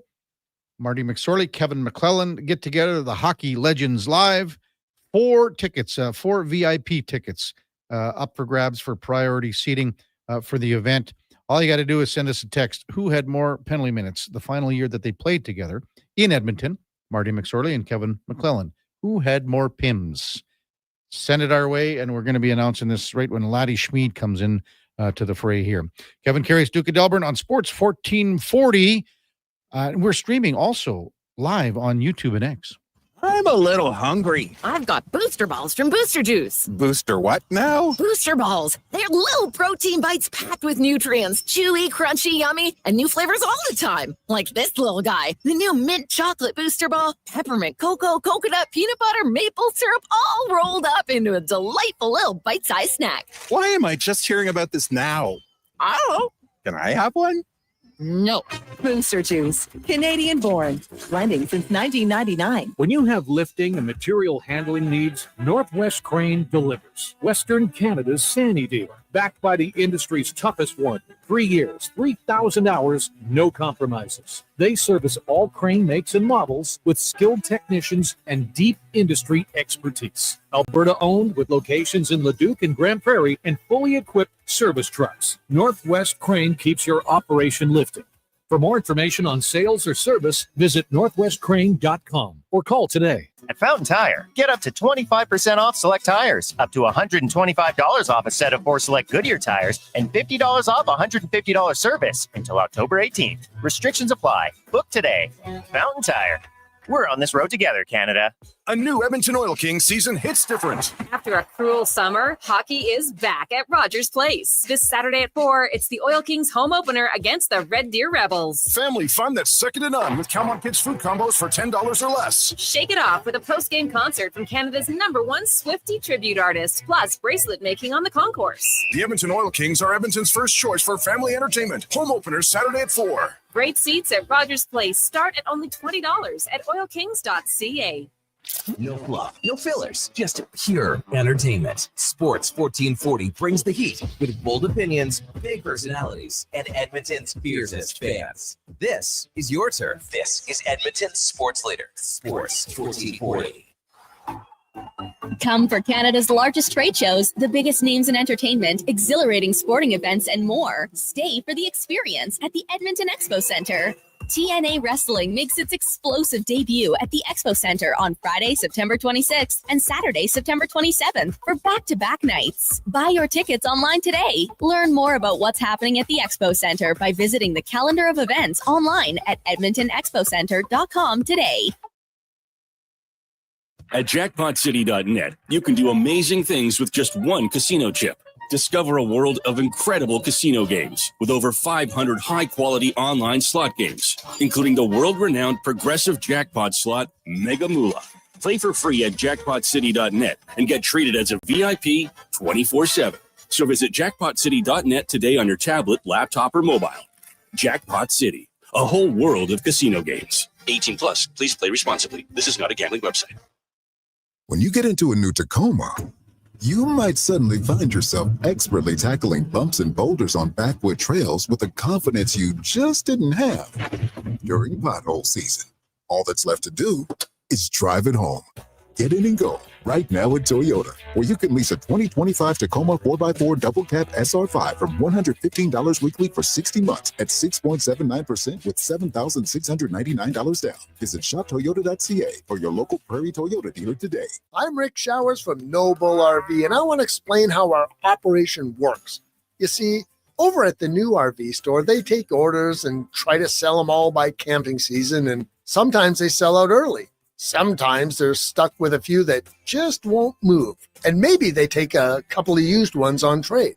At No Bull, it's a whole different ballgame. You have inventory arriving all the time, right, Rick?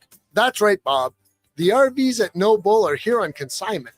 Folks choose to sell their RVs with us because the customers are already here. And you specialize in used RVs. Better believe it, Bob. The new RV stores are not that interested in used models. And nobody in Alberta has more quality used RVs than we do, not by a long shot. So if you want to sell yours fast, come to where the buyers are. And that's here.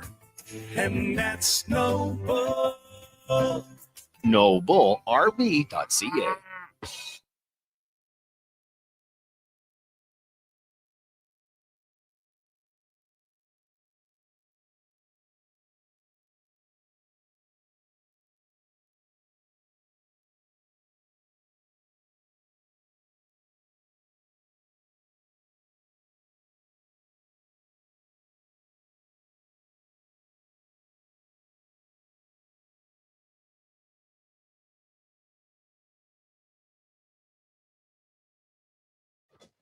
Kevin Karius Show, breaking down Edmonton's favorite teams, even though his favorite Junior A hockey team is the Yorkton Terriers. Thanks for checking in with Sports 1440.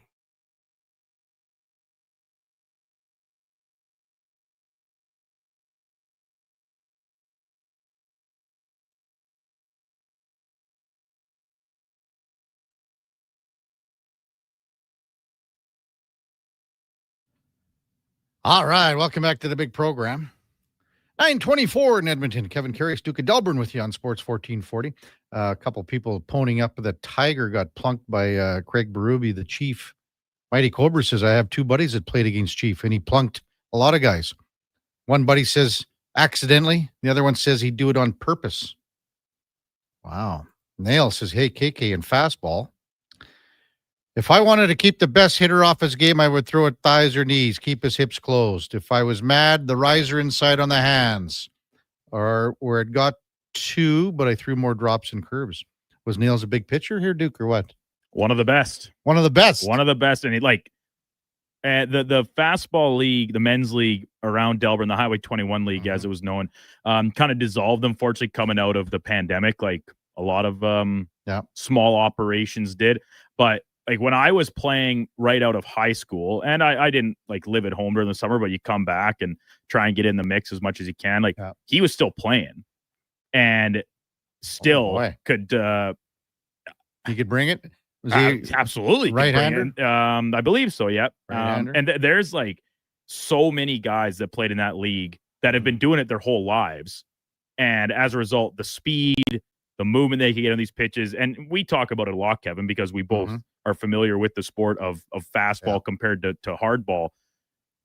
It is, in my experience, so much harder to bat playing fastball than it is 100 hardball. times harder. Yeah, like they're twice as close. Yeah. They're throwing it almost as hard as anybody I would have ever played. Well, harder than most people I would have ever played hardball against, because I stopped at the end of midget baseball. But the movement, it's terrifying in there. When if you do the math on it, the speed with the proximity is right there at 100 and some miles an hour. Yeah, absolutely. With the different movement. So Nails would know. So it was years and years ago, there was basically a professional fastball league. Camrose Merchants were in it. The Regina Molsons were in it. They had Alberta Break and Clutch. That was the name of the team. Saskatoon. Some team was called the All-O-Matics a long time ago. But Nails would know this guy's name, Eugene Emberley. And Eugene Emberley was one of the top pitchers going around. I was lucky enough, Duke, to bat against him once. It was at a tournament in Minot. And I can honestly tell you the reaction to the ball was, I didn't even see it, to be honest with you. That's how, he was that good. Well, and we've spoken about it in Wetaskiwin, Glenn Jevney. He's probably one of the best to ever come out of Canada and pitch. Text 833-401-1440. The Earl of Erskine says, I love the fastball league on Highway 21. Played and umped. Good ball and dominating pitching. And again, we talk about in Irma, Duke, right? The great fastball town. Yeah. So many great players there.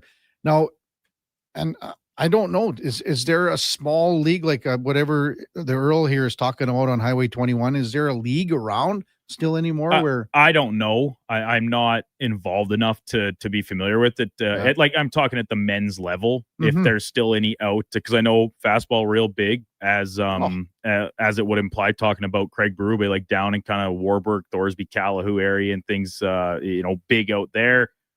It doesn't really exist down in our neck of the woods anymore. Mm-hmm. This league, it's straight, like there was a team from Bluffton, and the town on the other side of Highway 2 from Masquachese, Usona. They played in the league the last couple of years as well. So that far, obviously not on Highway 21, but then all the way out to Rumsey, across the river, into the East Country, Elnor, Louisiana, Delburne. If we could ever get it going back. Earl says nothing for men. And we know that the women's game is prominent. Of course, yeah. Even in youth ball for women's softball, fastball, we call it. Earl says nothing for men, and then has the sad emoji, sad face.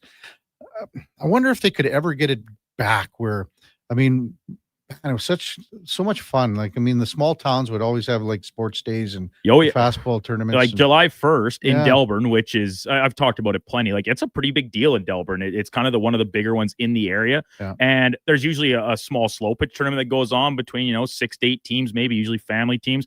But then they would always showcase, when I was younger, it was like 3 or 4 fastball games that were a part of this league play and year-end tournaments and things. And I said this, I would get into debates with some buddies. Like, this was, once again, kind of fresh out of high school or right at the end of high school. I had more fun playing men's, call it beer league fastball, than I did playing beer league hockey.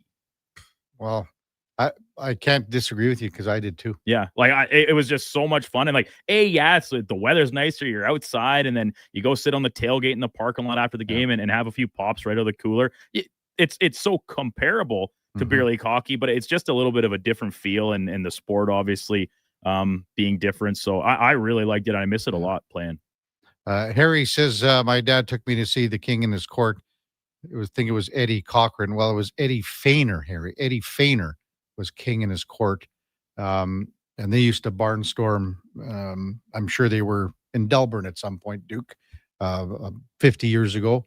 And they just came across the prairies. They were an American foursome. They had a catcher, Eddie Fainer pitched. They had a first baseman and a shortstop, and that's it. And it was more like it's a Savannah Bananas kind of thing. Okay, yeah. That's how it was. But no one could hit Eddie. So, I mean, very rarely did they get it out of the infield. So,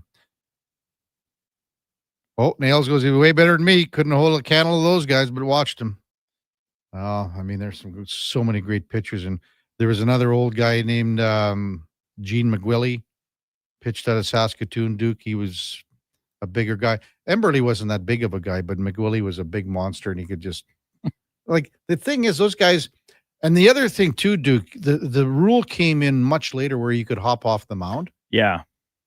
They used to be always years ago where basically on point of release, you used to have both feet in still contact with, or your back foot, your drag toe, yeah. Drag toe had to be in contact with the mound on release. So, text 833-401-1440. Dallas the farmer grew up in New Norway playing fastball as a kid. Teenagers loved it. Back then, our men's team was the Marauders. Also, a few guys, Duke, giving you the gears about your goaltending here, too. Well, Dr. Will, yes, Will from Gibbons, he says he was at that skate, and first, I don't know why he didn't say hello, or maybe he did, and I just wasn't paying attention. But, hey, like I said, right hand up, it was a rough start, but you just got to settle in and kick a few out, get comfortable. I'm a hobby goalie. I go play when people are desperate, like they're looking for a warm body. That's when I dig my pads out of the closet and go suit up. Yeah. I'm much more effective patrolling the blue line. Oh, for the no doubt. Critters, another Critters season right around the corner, Kev. When's the first game? Full book slate. It's usually not till October, isn't it? Mid-October? Don't even know. I'm pretty sure we have the full schedule. Marty said like the full season was booked midsummer, so I'm sure that's been sent out already. Let's take a break. Ladislav Schmid is in the building. When we come back, our co-host on Thursdays, it's the Kevin Karius Show with the Duke of Delburne on Sports 1440, and we're streaming on YouTube and X. Want some good news? St. Albert Dodge is holding the biggest sale of the year on their in-stock Ram 1500 Sports. Every single one on the lot is discounted by a whopping $14,000. Yeah, 14 grand. And St. Albert Dodge has the best selection in Alberta. Over 90 Ram 1500 Sports to choose from, with great packages, including the Night Edition and GT models, all $14,000 off the ticket price. Get down there and see how easy it is to do business at St. Albert Dodge. Come for Canada's largest trade shows, the biggest names in entertainment, exhilarating sporting events, and more. Stay for the experience at the Edmonton Expo Centre. TNA Wrestling makes its explosive debut at the Expo Center on Friday, September 26th and Saturday, September 27th for back-to-back nights. Buy your tickets online today. Learn more about what's happening at the Expo Center by visiting the calendar of events online at edmontonexpocenter.com today. Some people wake up and get dressed for work in a suit and tie or a nice dress. At GS Construction, we're less fashion forward and more putting our best foot forward. We wear hard hats and steel toe boots, and most importantly, we wear 50 years of experience with pride. It's not glamorous, it's definitely not easy, but it matters. We do it well. So if you'd like to be part of something where your work matters, GS Construction is hiring. Just remember, when you come for an interview, ditch the tie. See more at gsconstruction.ca. Wing Wednesday at First Round. Whether you're coming for the first round, the last round, or a few rounds in between, they've got you covered. With half-price wings every Wednesday night. Half-price wings. Over 35 delicious flavors like Cajun salt and pepper, maple bacon, and Inferno wings. Now half price every Wednesday night. Wash them down with a cold pint of Canadian or Coors Light for only $5.75. Half price Wing Wednesdays at First Round in West End and now downtown. First Round, burgers, beer, sports. Blue Jays fans, this weekend and every weekend, you can catch Toronto Blue Jays ball games right here on Sports 1440. Ben Schulman provides the play-by-play. You provide the chips and beer. Check out the Blue Jays this weekend on Edmonton's home for sports, Sports 1440. That's the sound of the Harley you've been dreaming about. And this is the sound of opportunity knocking. And it's coming from Harley-Davidson of Edmonton. Our end of season sale is on, and we're clearing the floor with unbelievable prices on a huge selection of pre-owned bikes. This is your moment to own the legend. Find your dream machine at Harley-Davidson of Edmonton on the Yellowhead Trail. Locally owned and operated by the Kent family and celebrating 45 years. Hey, did you hear what happened to Aiden? Oh, yeah. It's heartbreaking. Everyone knew this could happen. They've been posting those street races for months.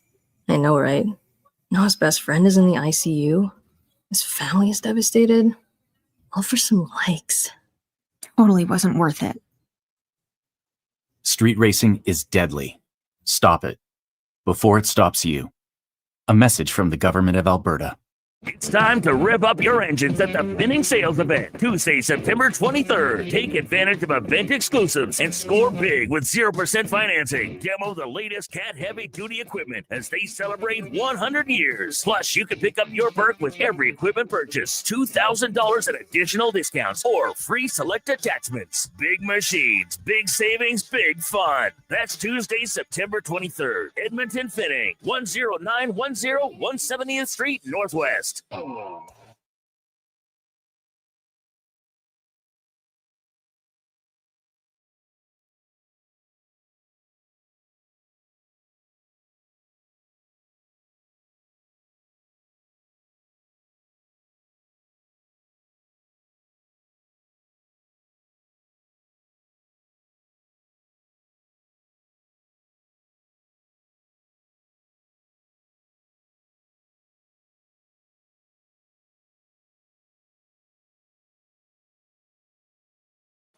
Stories, guests, and insights. This is Sports 1440 and the Kevin Karius Show.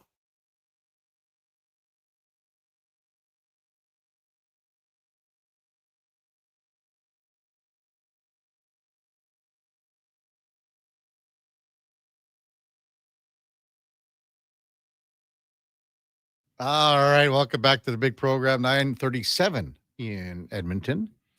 Kevin Karius, Duke of Delburne with you on a Thursday morning. Hey, training camp for the Oilers, first session just getting underway, 7 minutes ago?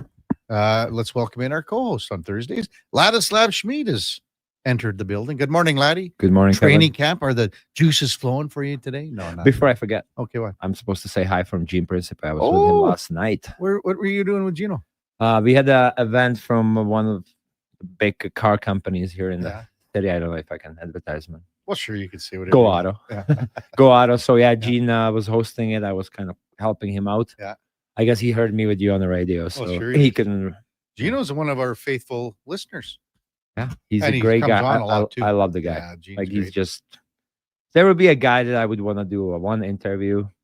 It would be him. For the rest of your life, one in. It would, yeah, I it know would be what- him. You would be number 2. Oh, okay. I'll take. Well, number he just he doesn't, like, because with you the conversation would sway towards cooking and how good of a cook you are. So Well, with Gene- Gene, it would Gene be would- about tanning, sun Tanning tanning. and- Yeah, sun tanning. sun tanning, and then maybe he gets into the food too. He loves Does he? all the Italian. Oh yeah, He looks Oh, really. he's thin, yeah. He's thin. He. He's- Are you he's saying it in a bad way or he's in I shape? know. Well, I said, Gino, come on, let's have a little something here. He runs a lot, eh? He went into the marathon, I know. half marathon. And, I know. Yeah, and Connor McDavid was there too. oh, really? Yeah. Did you talk to him? We got to interview him. Oh, It was wow. very interesting. What It was did he say? awesome. He was actually cracking jokes. It was good. It was nice. Well, I never really had a conversation with him before. Like I met him before, but just around the ring. But first time having conversation with him was interesting. That's good, yeah. Yeah, it was talking about hockey, preparation, expectations for upcoming season. It was great. It was great, and I felt really honored to be able to interview the best player in the world. Well, yeah.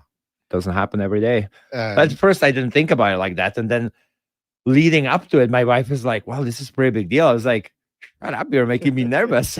Well, yeah. And sure enough, like I wasn't thinking about it, and as I see him walking up the stage, I start Started getting sweating. nervous, really. Oh, I sweat right through two of my t-shirts. It So, was what ridiculous. question did you ask him? Well, it was about playoffs past 2 years. Then like just him entering the league and who helped him like becoming the leader and how was it when he was young and becoming one of the youngest captains. What are his goals? What is like what it takes to be successful and keep going. Kind of maintaining the same level. And it was interesting. Like it was very well spoken. He cracked some jokes. It was great. When you say that, like, I mean, every player that gets to the NHL has to have drive. You have to have that something within you, and not every player has it because that's just the way it is. Like, and some people have more of it. Yeah, and you he's can got tell a in lot his of it, eyes, like he wants it. Yeah. Like you can even like talking about the playoffs and like what's gonna happen this year, and like he kind of the first loss in the playoff, the Stanley Cup final 2 years ago, he said they were heartbroken. Second time, they're pissed off. Like they're pissed off. They're on a mission, and I can see it in him. And just talking to other guys, the captain skates, right? Like Brad Kula, Curtis Lazar, even Leon, and they're like, "Well, he's on the TV." I know. No, but talking about just like the pre-camp skates, like how competitive it is, and like how they scrimmage. But like the Cooley was telling me, like the ice session is supposed to be like hour. We are there for hour and a half because we play scrimmage, and it's like goes to the overtime, and somebody has to be a winner. Like it's like they're pushing each other, and like I'm like I love it. Yeah. And Kulo's like, I love it too. I'm just exhausted after those skates. It's like a game. Well, exactly, and they've been so close 2 years in a row. So I can't imagine that. So we asked him too, like it's a shortened summer, right? Like how do you prepare yourself? Well, like, and Olympics too. And that's what that was the most interesting thing. I'm like, I said like finally it's here, right? Like for me personally, we wasted so many good years of these like his first Olympics at 28. Like we wasted like so many good years of Sidney Crosby, like these excellent players. It should be his third Olympics. Right. Like that sound. So, but finally it's here. And he said, like, usually you're preparing for a season and you're going through the season with the mindset that you want to peak at the playoffs, right? But he's like, I have to peak twice this year. Like, I have to prepare myself. And he's like, Laddie, some guys right before the Olympic break, they don't go to Olympics. So they're already talking about Cobb or going here and there. Well, while I'm going to be there, like, I need to be preparing for Olympics. He said, like, the Four Nations, that was the best hockey he's ever played. And Olympics might be even better. Like, I think it's going to be even better because all the history and, with Olympics and all that stuff, everybody is like very pumped up for it. And then you come back from the Olympics and you're going to start pretty soon preparing for a playoffs and you have to peak again. So it's gonna be interesting, and it was really interesting to hear his side. Like I said, like very well spoken. Oh well, it's he does it on a daily basis, right? yeah. But I mean, if you and I've never sat down and had a beer with the guy, but how many times do you always hear? Well, you would never know that guy would be like this because you don't see him in the light that everyone else does. And Gene sees him every day, Yes. almost, right? And Gene even said it. He's like, well, he's totally different. Like this, it's when he's got a huge scrum around him, like it's the same question or similar question. It's like, over and over. But now you see him in different setting, and like he can be a little more loose. Plus, Gene credited me being on a stage that he feels more comfortable because you loosened him up. No, but like he said, like maybe it helps because there's a former player on the stage, so it's different. You have questions that he can, identify himself. Like I'm not a media guy. I know. Well, no, you I'm are a now. regular You Joe. are now. Am I? Yes, this is media. Am I? Yes. Thank you. That's why, like when Well, we where's have the red carpet? when we have remember that when we played the quick card minor hockey, Yeah. you were supposed to be on the media side. I know. Well, next time. Instead, you and Dinger started overtime. Laddie says next time, whereas like the thrashing that the media team took at that event, I don't think they'll ever be running that back. Yeah. And we didn't get invited back last year. No, we did. It was 8-1 or 8-2. And then Well, just bring me on. I'll make it a little more competitive for you. Sure. Absolutely. Would have helped. Would have helped a lot. Yeah. So we had a little giveaway today, and this is for next weekend's event. Marty McSorley, Kevin McClelland, they're doing a Hockey Legends live, Laddie, and Louis DeBrusque is the host. Okay, Louis. So it's at Century Casino at the Sully Sports Bar. Tickets are $30. We're giving away a table of 4 VIP. You get it all. Meet and greet, autographs, buffet, the whole thing. All you can eat buffet, or it is, yes. All you can eat. Well, Louis, that's why Louis is going. Oh my God, poor Louis. Sorry, Lou. But anyway, we had the question. Okay, I'll ask you this. Oh God. So 1988, and I didn't even give the year. I'm 2 years old. I was 2 years old. Okay. 1988. That was so Kevin McClelland and Marty McSorley played together with the Oilers that year. Ooh. Okay. Who do you think had more penalty minutes that season? I'm gonna go with Marty just because I know him a little bit. Yeah. But it was the other guy. It was Kevin McClelland. Kevin Yeah. McClelland. 281 to 223. Ooh. So here's another one. And if you can get within, Duke was he was close, but I'm not going to give you the number. Between Kevin McClelland, okay, Marty McSorley, and Louis DeBrusque, all 3 guys that'll be on the stage next Saturday, total career penalty minutes in the NHL, what would you say? Dude, I have no idea. Take a guess. I have no idea. Okay. Let's say 5,000 and 400. Okay. You know what? This is so close. Okay, Duke said 7,000. You said 5,400. The actual is 6,214. So you guys are right in the middle. In the middle. So you were but you win because the price is right. So Duke. Suck it, Duke. Well, but 6,200. 6,200. Here's this one, Laddie. Yeah. After that, because we were obviously getting ready for you to come in, Kevin then asked me what my guess on your career total PIMs were. Don't say and I overestimated by a long shot. I guess I thought you were more of a bruiser out there. You must have been playing too soft. I was disciplined. That's the difference. I said Laddie was was it like 500 or 472? Yeah. Like you were on the verge of winning the Lady Bing. No, Duke, I had to be disciplined if I wanted to be in the lineup and play Right. regular minutes. If I would Out take there. stupid penalty, Yeah. You can't have your best penalty killer in the penalty box. Yeah. Thank you, Duke. You banged on it. The winner and Duke did. We had I don't know several dozen correct answers. Oh, way more than that. Like Okay, you were- we'll call it 100 or so correct answers. That's about right. Brad the driver is the one that the Duke takes her out of the spinorama. driver. Brad the driver, and Duke's going to get all your contact information. Brad the driver, you're heading to Century Casino next Saturday for the big event. Century Casino. Yeah. Is it on Yellowhead? Fort Road, yeah. Fort Road's Yeah. kind of right in there. We were in there. We did a couple of shows, not shows, but just did, what do you call them again? Watch parties with the Duke and Donnie P was in there. Donnie P. You bring him like because it's like a charity for you guys? Well, he like, was an intern at the time. Oh, so okay. we're like, yeah, coming out if you want. There'll be probably Sean Smith bought us all supper, a couple drinks. It was nice. Donovan really enjoyed it. And then I watched him go and lose like 4 or 5 hands of blackjack during the one intermission, and that was it. Donnie P. Hey, ooh. Like that's a tough day, no? That you're forced to hang out with him, no?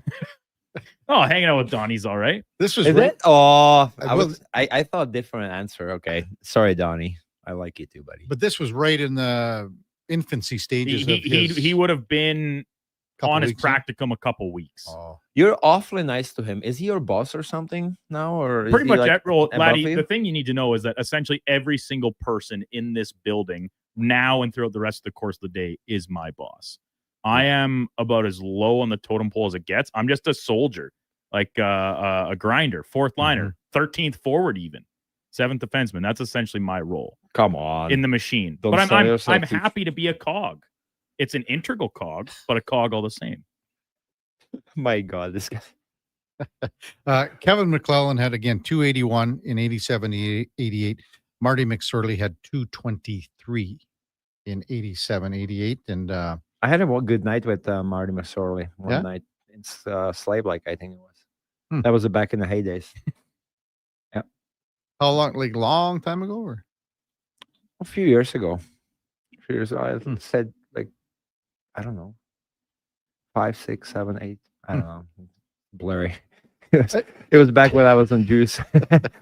You know, that 87-88 team here, Laddie, that's the last time. Then Wayne Gretzky was sold, traded in the offseason. But Mark Messier had 103 penalty minutes.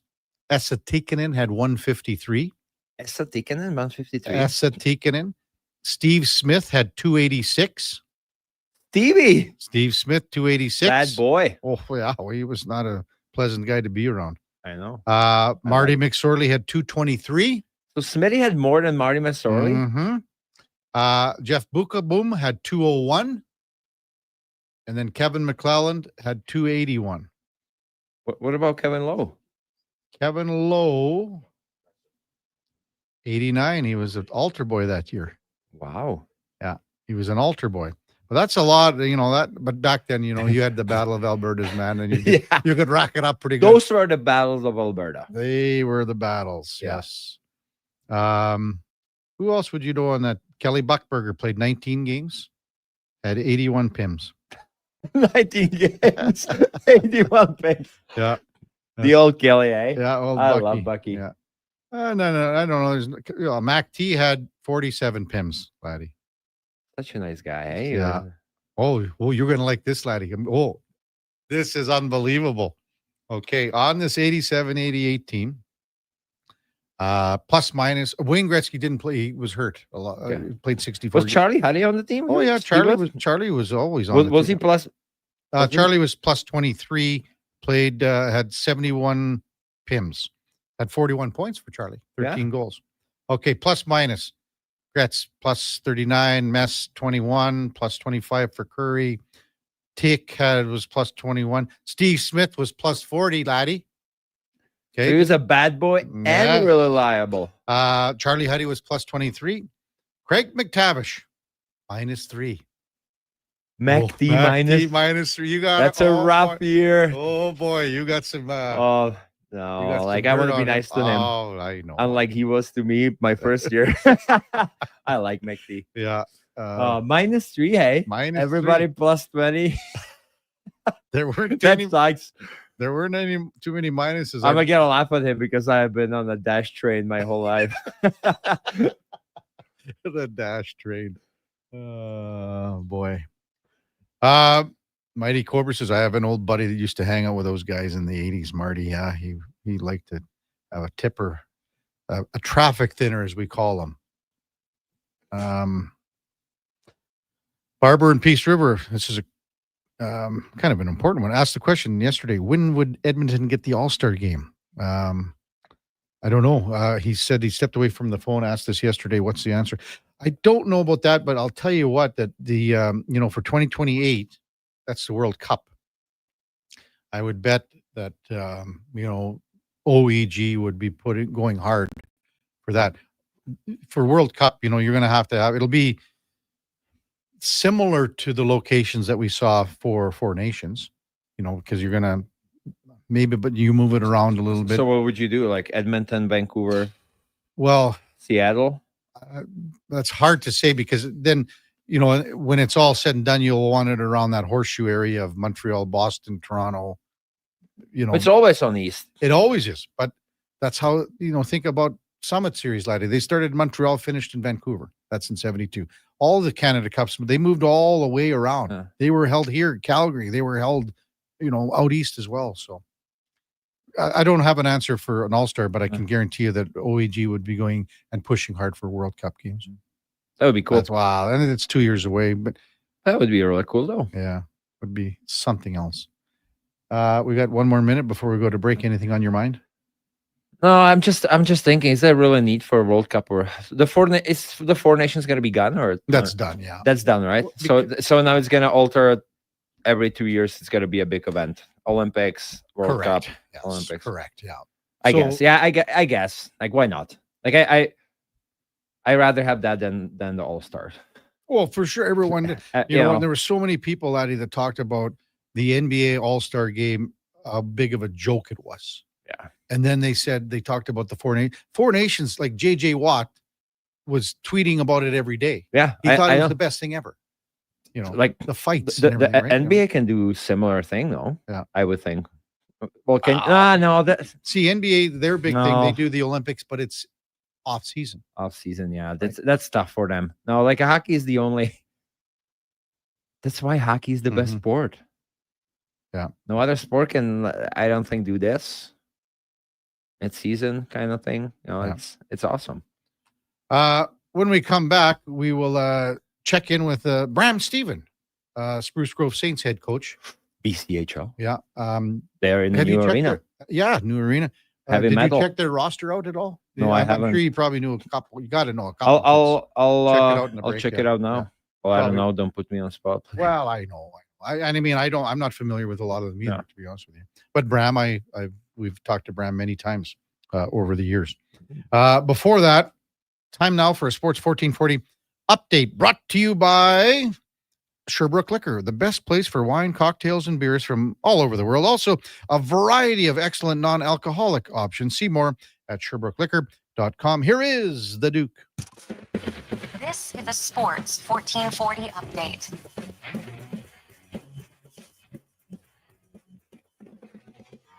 On ice portion of Oilers training camp officially underway from the downtown community rink. First group on the ice as we speak, including notable names Connor McDavid, Ryan Nugent-Hopkins, rookie Matt Savoy, and defenseman Evan Bouchard, Matthias Ekholm, and Bo Akey. Elsewhere around the league, other training camp news and notes absent from their respective camps. Ducks, Mason McTavish, and the Devils, defenseman Luke Hughes, as they continue to hammer out details on new contracts with their respective teams. In the world of soccer, Lionel Messi and Inter Miami reportedly reviewing the final details of a contract extension that would keep the Argentine soccer great with the club into at least 2026 and possibly beyond. In the majors today, relatively light slate, just 10 games total, including the Blue Jays wrapping their set in Tampa against the Rays. Chris Bassett will take the bump. First pitch coming just after 11 o'clock Mountain Time. Elsewhere, Tigers hosting the Guardians. Padres are in New York against the Mets. Red Sox, Athletics, Mariners, Royals, Cubs in Cincinnati. Yankees kick off a set against division rival Orioles. And the Brewers host the LA Angels. Coming up in hour 4, the Kevin Karius Show will be joined by Spruce Grove Saints head coach Bram Stephen, and we'll check in with a new edition of In or Out. I'm Brandon Douglas at your Sports 1440 update. Sports 1440, Stingray radio station. CKJR broadcasts from West Edmonton Mall and Wetaskiwin. Download the free Stingray music app and listen wherever you go. I'm a little hungry. I've got booster balls from Booster Juice. Booster what now? Booster balls. They're little protein bites packed with nutrients. Chewy, crunchy, yummy, and new flavors all the time. Like this little guy. The new mint chocolate booster ball. Peppermint, cocoa, coconut, peanut butter, maple syrup, all rolled up into a delightful little bite-sized snack. Why am I just hearing about this now? I don't know. Can I have one? No. Booster Juice, Canadian born, blending since 1999. At Fountain Tire, get up to 25% off select tires, up to $125 off a set of 4 select Goodyear tires, and $50 off $150 service until October 18th. Restrictions apply. Book today. Fountain Tire. We're on this road together, Canada. You wanted local sports on weekends. Saturday mornings at 9, check out the Saturday Sports Setup, where we'll tee up what's happening on the weekend sports scene. Tune in Saturday morning at 9 on Sports 1440. The Lawnmower Hospital. Step into fall with Husqvarna and the Lawnmower Hospital. Husqvarna has chainsaws for the homeowner, farmer, rancher, or professional available in battery or gas-powered models. Take care of leaves quickly with the power of Husqvarna blowers. You'll find it all at the Lawnmower Hospital, and you can see the full selection at lawnmowerhosp.com. We're more than repairs. We're more than mowers. The Lawnmower Hospital. When you get into a new Tundra, you might find yourself hauling ATVs into the great outdoors, even if your last outdoor experience was a backyard barbecue. Because with this much towing capability, fun gets a serious upgrade. All that's left to do is drive it home. Get in and go right now at Toyota, where you can lease a 2025 Tundra 4x4 double cab SR5 for $154 weekly for 60 months at 5.39% with $7,999 down. Visit shoptoyota.ca for your local Prairie Toyota dealer today.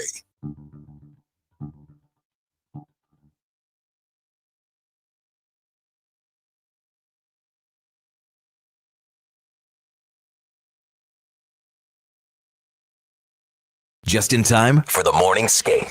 This is the Kevin Karius Show on Sports 1440.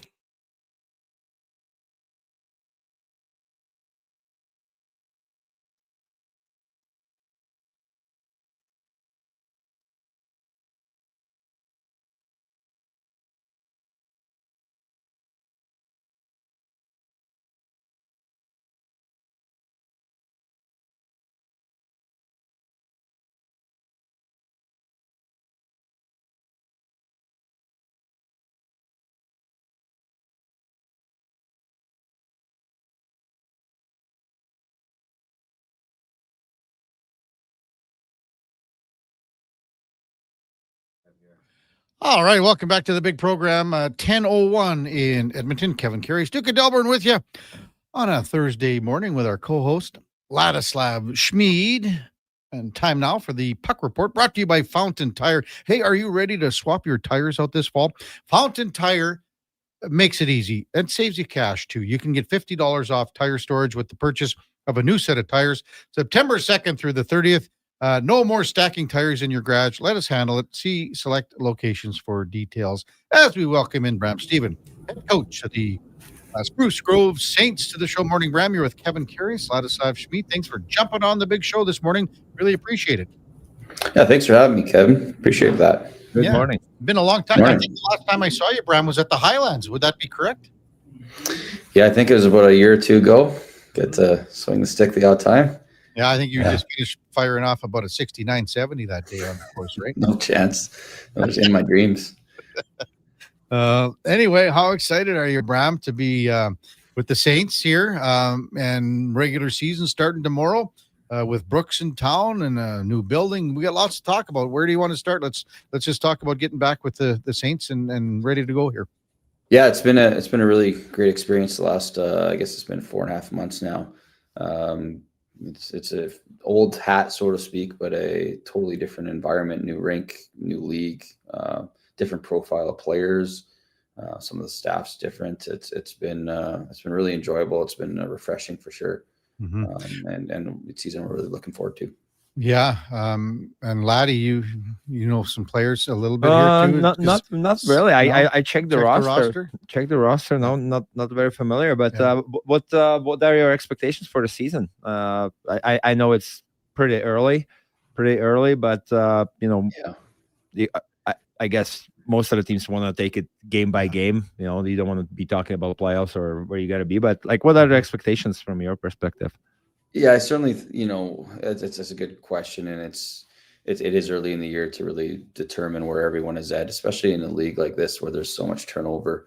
I would say the majority of teams are turning over 50% of their roster, and guys are coming from all over the world. So it's really tough to pinpoint where it's at. We don't have a draft list like the CHL and a 50-man list. So it's hard to kind of project where your opponents are at, because you can't really see their list too far in advance. You just sort of 6 months at a time, so to speak, right? Mm-hmm. So I think from our standpoint, we just want to really establish our style of play, and we want to give the fans here an exciting brand to watch each night, and we want our players to develop.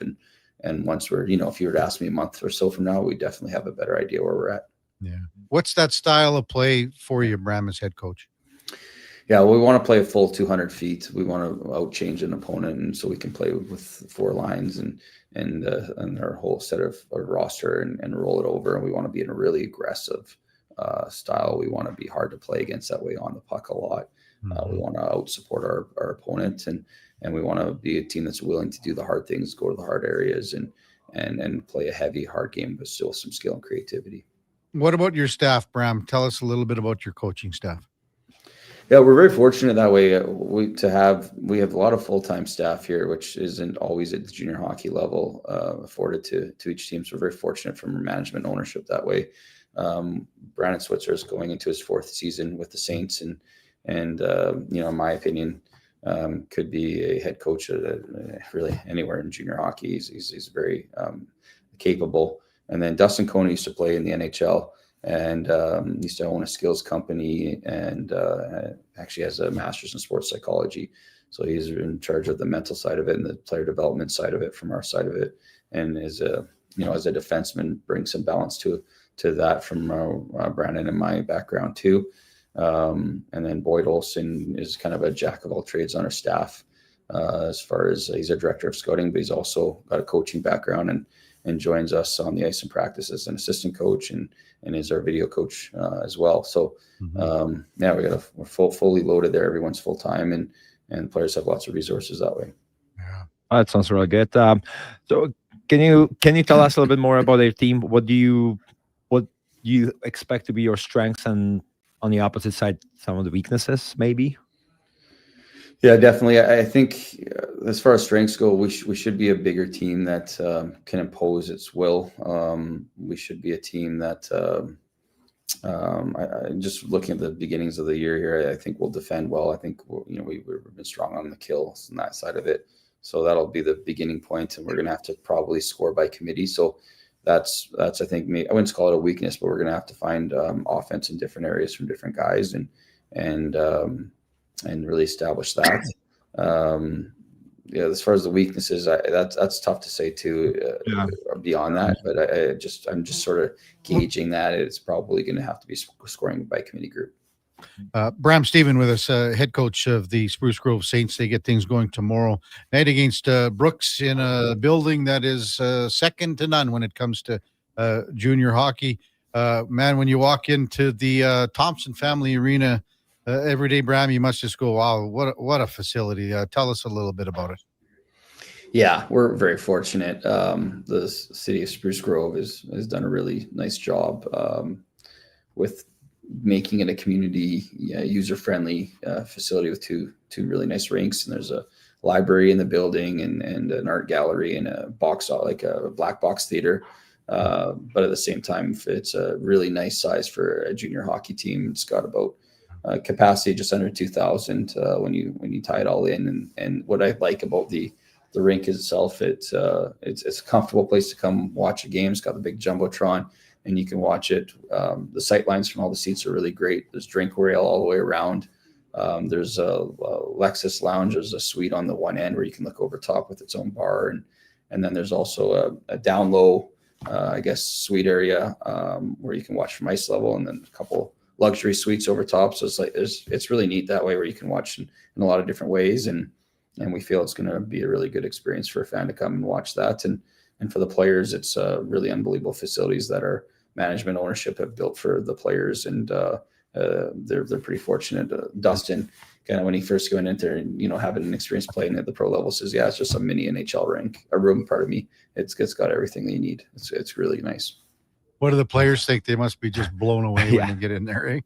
Yeah, it's actually really neat to watch anyone. When we had the billet families here the other night looking at the room, they got a tour of the room and volunteers and watching the players when they come in the first time, or if we bring in a player late who might have been in a different camp, coming from a different place, and you see their reaction the first time, you can tell it's pretty special, and it's nice to, I guess, enjoy those moments with the new people that come in.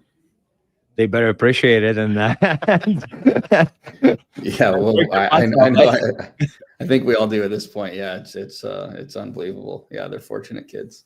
Like for our listeners, like what are some of your biggest rivals in the league? Like what should people expect? What games to show for?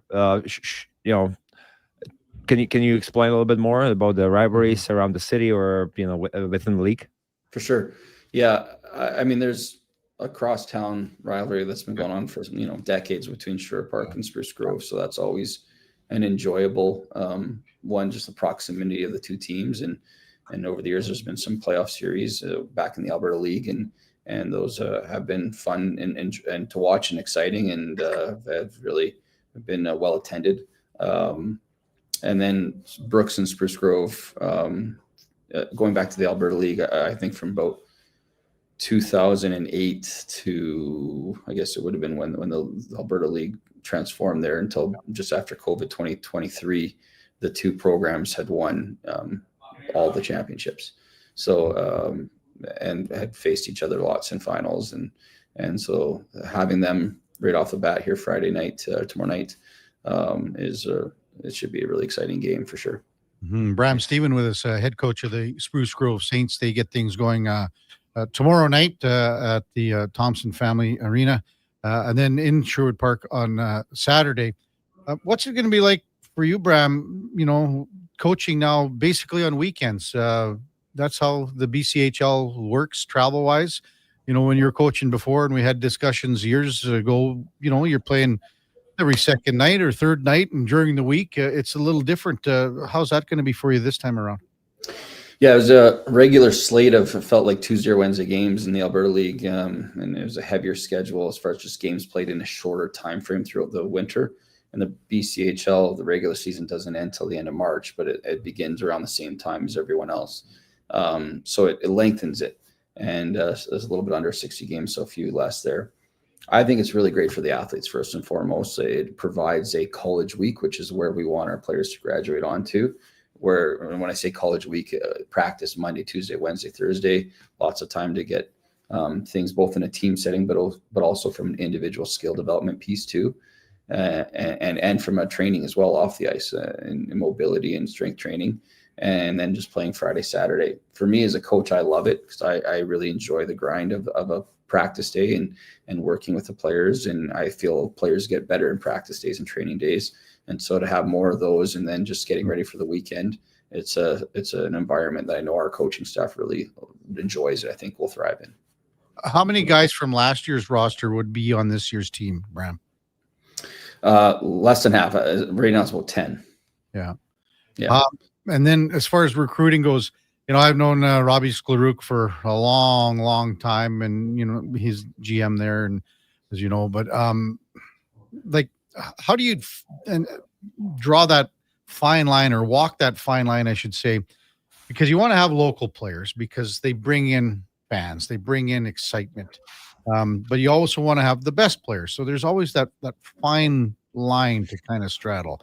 Maybe just your thoughts on how a team like the Saints tries to strive for that. Yeah, that's a really good question. I know it's a hot topic.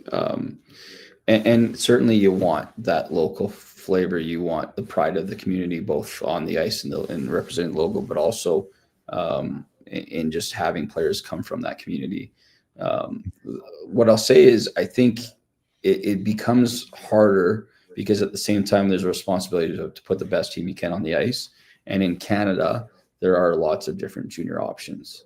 Not nearly as many elite level junior options in Europe or in the United States. The USHL is a great league, and the North American League. But when you put those together, those two leagues, and the amount of teams that they have, it doesn't even equal the CHL in number. And then you add in the junior leagues beyond the CHL. In Canada, I mean, we're talking about 200 teams or so when you add the BCHL and you add the CJHL, the Junior A network across Canada, and then obviously the CHL. So because of that, it does make it a little bit easier to find strong talent in different parts of the world. Yeah. Do you find, Bram, and it's so early right now with what we're seeing, like with the NCAA new rules and maybe a trickle-down effect? We know all the Western Leaguers and OHL players that are going down to play NCAA. I know it's early in the infancy stages of what's new there, but are you starting to see, project, and get a feel for how teams like the Saints have to push forward and their philosophy on what they have to do to be successful here? Yeah, I think when it comes to, first of all, we've had to adjust the philosophy of we want to develop players no matter what. We want to move players on no matter what. And we need to be open to that. It might be different avenues. We hope it's to the Division 1 level, but it might be to the Division 3 or the U Sport level. Yeah. It might be to if it's a younger player, it might be to a CHL or USHL. We understand that. Our goal is to provide the very best experience in here so they don't want to leave. But at the same time, we want to do whatever we can to develop the player to move them on to the next level so they can achieve their long-term goals as an athlete and as a student athlete in a lot of cases. So that's the biggest thing. I think when you talk about the macro side of it in the league, it's going to make the league a little bit older because just the way where the BCHL is situated in the landscape of things, the first round, second round CHL players or majority of them are going to play in the CHL and same thing in the USHL, their top 2 or 3 rounds. Mm-hmm. And then beyond that, I do think the BCHL is a fantastic league. It is. I like to think a superior league to a lot of the ones outside of the CHL and USHL. And I think the development, a lot of the teams providers is similar to those as well. Yeah. So then we tend to get just the older players that are maybe have had a bit of experience playing junior, whether it is in one of those leagues or really had success in the junior A level. Mm-hmm. And then they come to our league after that. So just naturally, it's a bit of an older league and we have to strategize our recruiting plan that way. Bram, thanks for doing this. Good luck this season. Good luck tomorrow night to kick things off against Brooks. 7:00 puck drop at the new facility. Yeah, 7:00 at the Heavy Metal Place in the Thompson Family Arena, and we'd love to. I know that talking to JJ, our VP of Business, there's not many tickets left, but JJ, yeah. No, he's. I think everyone's excited to put in lots of work, and we're excited to unveil this thing to the community for sure. Yeah. JJ was at the Spec Classic, and the best thing that happened to me that day that he was on the 9 part of the holes at the quarry that I didn't have to see him on. You're not a big fan of it, eh? No. Yeah, sure. That's hilarious. Yeah, good luck to you guys. Thanks so much, guys. Thanks for having me on. Bram Stephen, head coach of the Spruce Grove Saints. They get things going tomorrow night at the beautiful new facility up against Brooks. That's the Puck Report brought to you by Fountain Tire. And if you want to swap those tires out, do it now. $50 off tire storage with the purchase of a new set of tires September 2nd through the 30th. See more. Details at fountaintire.com. Session number 1 underway at Oilers training camp, laddie. Who do you think is playing right wing to start things off with Connor McDavid, laddie? There's Savoy or Howard. Nope. Tomacek. David Tomacek. Check, baby. Yeah. And that's how you say Tomacek? Tomacek. Tomacek? Tomacek. Tomacek. Yeah. David Tomacek. We're going to have him over for dinner again. Yeah. Well, not again. Yeah. We went for dinner, but in our house. Yeah. You guys went out for dinner. Yeah, we went out for dinner. Mangiapane, McDavid, Tomashek. RNH at center between Henrique and Savoy. Philp between Max Jones and Curtis Lazar. And then some other younger guys. Ekholm, Bouchard, Stillman, Stetcher. So Lazar is not on the center as a center. Lazar is right side right now with Philp. And again, well, I mean, Lazar is he's your 13, 14, he's your depth guy, right? Yeah. And can come in, and I think you're confident that he Yeah, can. like he can take face-offs. He can kill penalties. Tomaszek. So he's going to get a look. Yeah. Hey, did you hear what I said? I golfed with Peter Aubry on Tuesday with the Oilers media golf thing. But they bring the coaches out. He's the new goalie coach, Peter Aubry. Yeah. And I had lots of fun with him. But I said on the air on Wednesday, I said, and I gave him a good dig. I said, well, Oiler fans can rest assured that Peter Aubry did not spend his summer on the golf course. He was going over video and going over everything. Was he that awful? He said he had a sore arm or something. I don't Oh, my God. But no, we had lots of fun. He's moved into the neighborhood, into the hood. Your neighborhood? Yeah. We're like, I think 6 blocks away. Oh, my God. So he's going to be a shirtless, He's get-togethers? Yeah. Oh, yeah. He's ripped too, you know. Is he guard? He's a big guy. He's ripped. My God, he's a goalie, and ripped. he's ripped. Yeah, goalies are never ripped. So He's pretty big. Laddie, you'd be impressed. Dude, let me assess him when I see him, please. Like, you think anybody's ripped based on your body, so. Oh, God. Duke, save me here. Did you hear Duke had a little incident last night at his hockey game? I thought this was about girls, and you're bringing hockey. So what happened? Someone slew-footed him, and no one came to his rescue on his team. Well, it's whatever. Did they bring you Kleenex? I didn't need it. I scurried off the ice in pain and then just took a shift off. You didn't get up and cross-check the guy in the face? No. You got to stand up for it, so they're going to do it again. Here's what I would say. I don't actually think it was a particularly dirty slew foot. It's not like he just came across the middle of the ice and swept my feet out from underneath me. It was a play along the boards where he was going for the puck and I got there previous. And in pushing for the puck, he pushed my feet out. I don't think it was intentional. You're making excuses for him right now. Well, it hurt a lot. He got a penalty. We cashed in the power play. So that's all that matters at the end of the day. No, it matters that you have to. Tropics are 3-0, laddie. We're red hot. But what was the score at that time? That time it was 3-2. Okay, so you can take a retaliation. I'll be honest, because I just landed so cleanly on my back. I just laid there for a second, I said out loud. String too. He's like a walking medical case. Yeah, but guess how many games missed? 0. And the guy's laughing at home. It's like I showed him.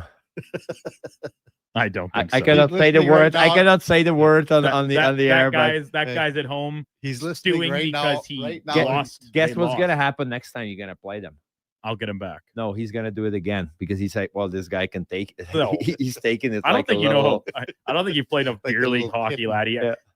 Like little kid and then he has at home. I get it. Some people are better at this than me, but every game we play all year, we could play the same team 6 times, and every single time we take the ice, I'll be like, have we played these guys before? And I won't remember any of the players off the team. Oh, I would take his number right away. But I played only two beer league games, and the second game I already was swearing at people, death threats. Guy was trying to take me out. Really? The guy was trying to take me out twice in the middle of the ice with the elbow. I said, but he did it second time. It was like third time, I'm going to rip your head off. And he's like, well, what are you doing? It's just hockey. I was like, I'm going to show you hockey. Well, good news, laddie. You're back on the Tropics reserve list for this season. Are you going to play for the Tropicana Orange? Laddie said he would, but we always play so late. No, send me a schedule. Send me a schedule. And I'm going to look at it. We'll pick a game you can come to. Yeah. Give me like a tough game that might get really overboard.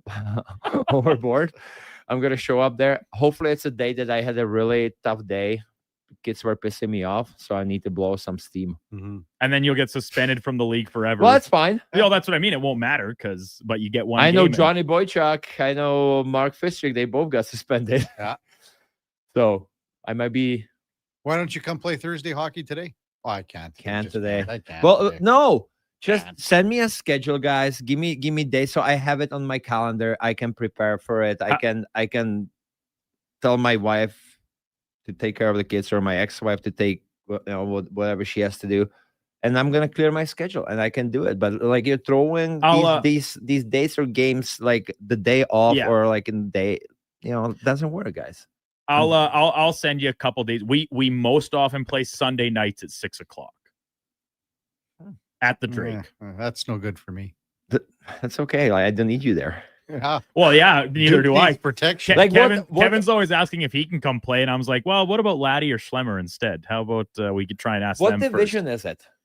I think we'll end up in 7 or 8, which out of 28 is not. So do bad. I have to put on pants, or is it okay? It's just if I just play shitty. I don't wear shoulder pads, but I think I'm probably one of about 4 guys left in the league that don't.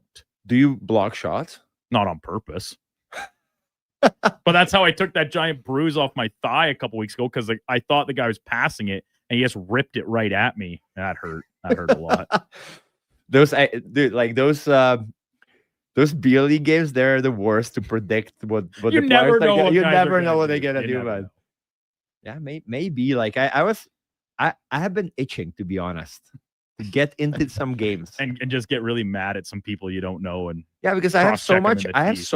anger in me sometimes, and I have nowhere to Anger. like yeah. He's like You the need to Hulk, vent Kevin. your I anger. need to vent. Vent your anger. My probability is not the right place to vent. All right. When we come back, we're going to go in or out. Haven't even looked at the questions yet. That's coming up right after the break. Kevin Karius, Duke of Delburne, and Ladislav Schmid on Sports 1440. We're streaming on YouTube and X. The Spruce Grove Saints home opener is Friday, September 19th, and you don't want to miss it. The Saints will be playing their first game in the brand new Thompson Family Arena as they host league champion Brooks Bandits at 7 p.m. With a completely new and exciting in-game experience, including a state-of-the-art Jumbotron, the Thompson Family Arena will be the place to be. Don't miss the Spruce Grove Saints home opener, September 19th. For tickets, visit tickets.sgsaints.ca. No fluff, no fillers, just pure entertainment. Sports 1440 brings the heat with bold opinions, big personalities, and Edmonton's fiercest fans. This is your turf. This is Edmonton's sports leader, Sports 1440. Mr. Rooter goes for a fall stroll. Ah, the beauty of fall. These leaves are crunchier than that calcified shower head I replaced this morning. And the earthy yellow oranges and browns are as colorful as the wad of hair I pulled out of the shower drain. Ugh, Mr. Rooter, can we talk about something else? Well, I'm sorry. I didn't realize you didn't like fall. You look about as sour as the sewer line I unclogged yesterday. For a plumber you'll truly fall for. Call Mr. Rooter.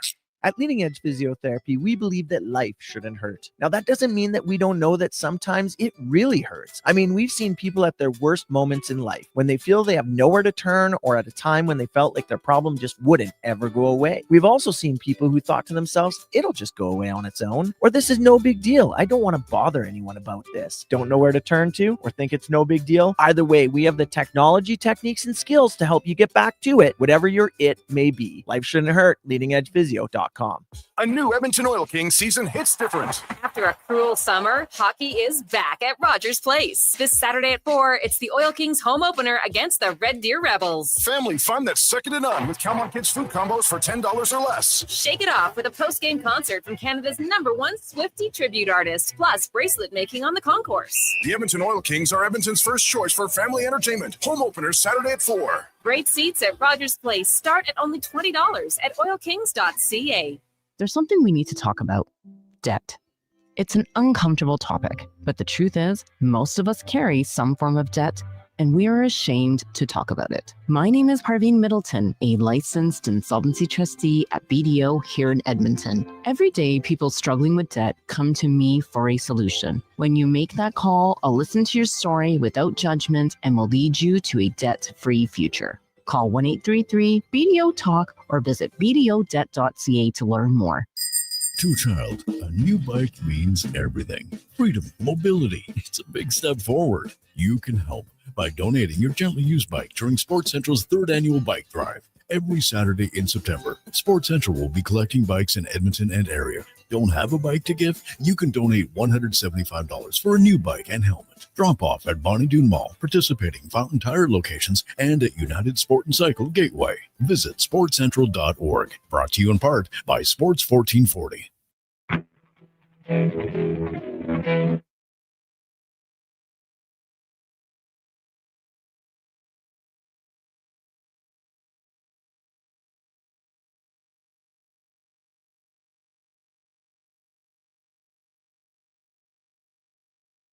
Have your sports curiosity cured with the Kevin Karius Show. This is Sports 1440.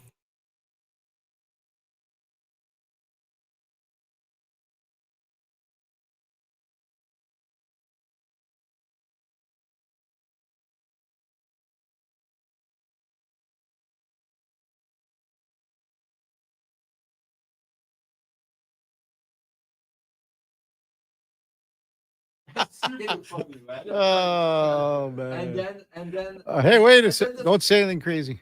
Okay. Yeah. Welcome back to the big program. 10:28. Well, we can discuss we it. can. Yeah, 10:28 in Edmonton. Kevin Karius, Duke of Delburne, Ladislav Schmid. The rig texts in. Duke, 2 words for you, so you don't take any more pucks off the thighs, ankles. Gap control. Well, as I explained when the injury initially occurred, it was a guy coming out of the corner. He's essentially on the goal line. So I assume he's passing it. I just, kind of half drop a knee, get the stick down, take away the lane. And he just turned and ripped into like right off the inside of the thigh. No padding there. It was the same hamstring that I hurt previously. So that bruise hadn't even fully dissipated yet. Brand new one on top of it. Still there 2 weeks later. It's called pre-gapping. Reading the play. Meet the player in the corner. Good stick. You don't have to go on the one knee. I thought I was reading the play, but I did. Hey, everybody makes mistakes. It's exactly. okay. That's why I need to be there and coach you through it. I would love that. We've talked about this. A laddie-led camp. You and Struds come out and teach my team how to play. What hockey. is Struds gonna teach you? How to be a good guy. Exactly. Just joking, Struddy. Struds was on this week on Tuesday. Was he? Yeah, he came on. Struddy, he came up in a conversation. I was shocked that they approached me instead of Struddy to co-host the event yesterday. Me too. But they didn't want to go younger and better looking. Yeah. And like they're sick and tired of watching this. Like he wears the same sweater to every event. Time now for Are You In or Out? Okay, you know what? Moving too fast. Bottom line, are you in or you out? In or out? What? No time for questions, just action. In or out? Well, then I'm out. I'm sorry, Jet. Actually, you're already in. Are you in or are you out? On Sports 1440. I thought you would go, I'm in, Bob. We would have had a really cool moment, but you kind of ruined the whole thing.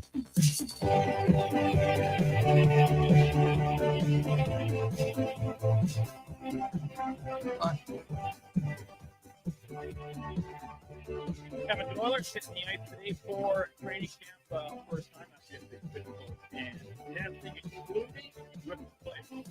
These guys need to make the biggest impression during camp and preseason. Is the player that has been taking alongside Connor David during the first session, and that is David Tomaszek.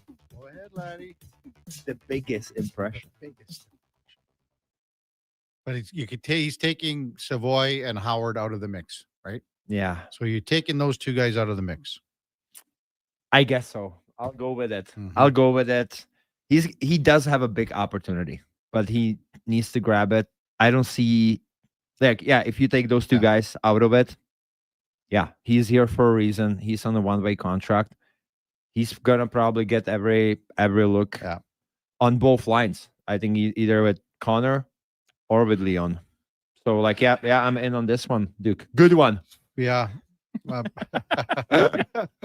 Good one. Probably in as well. I mean, it's kind of an obvious one when you take those 2 other guys out.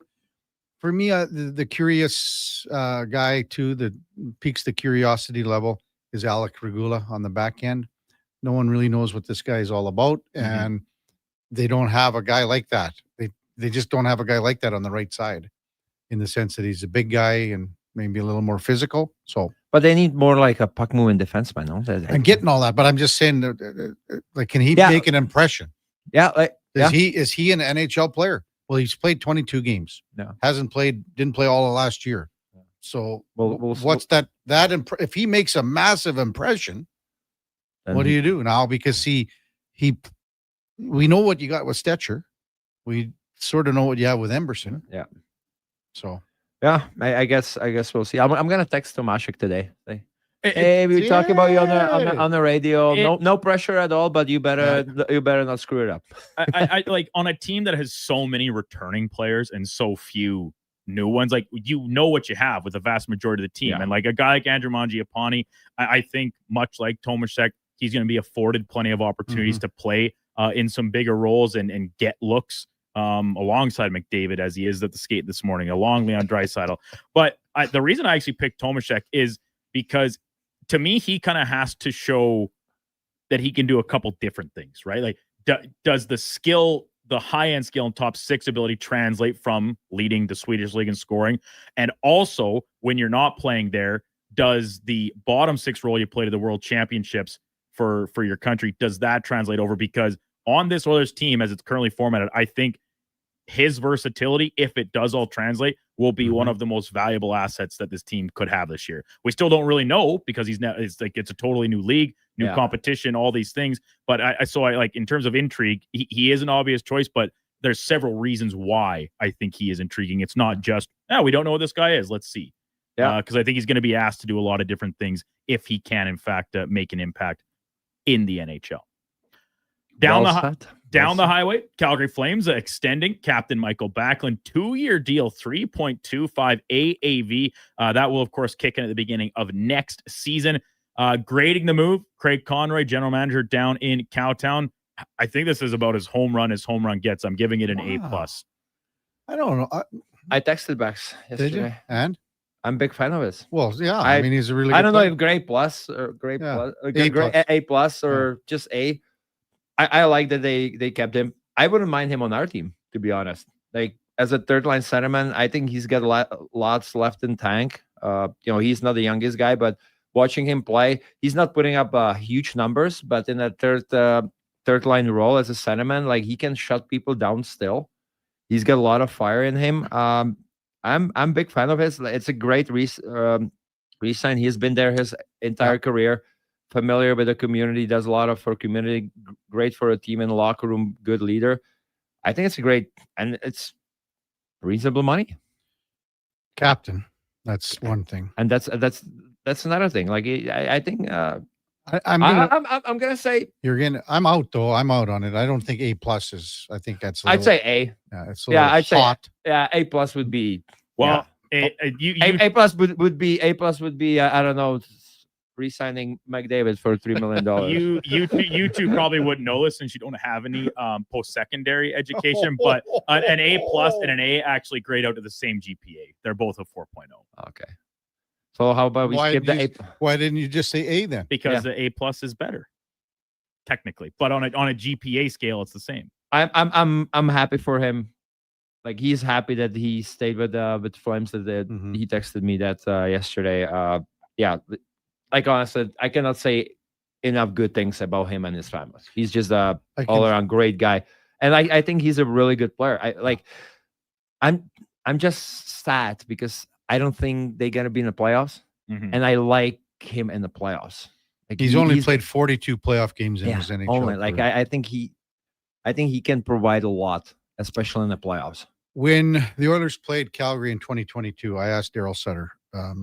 Everyone talked about the guys on the team. They talked about Johnny Hockey and Kachuk and this and that. And I asked him about Backlund. He said he's the heartbeat of the team. I agree. And I think he still is, even at 36 years old now, obviously the captain. But like, this is a team in transition that, like you kind of alluded to, Laddie, probably overachieved a lot last year, and partially, I think, on the strength of the way Dustin Wolf played. Like we've talked about over the past few weeks with his new contract. So I do think the Flames take a step back. And when you talk about some of the young players in their team, Connor Zary, Matt Coronado, Zane Parekh, probably going to make the club this season. Like, having a guy like Backlund around through this transition period, it might not be the best for him on a personal level, because I have to think he'd have aspirations of playing more playoff games and getting another chance at a Stanley Cup. But 1,066 games on a Flame sweater, looking like there's a good chance he will play his entire career with this one club. I just think, like, it's a good organizational move, and at $3.25 million, like, that is almost pennies in the NHL at the rate the salary cap is going up starting next season.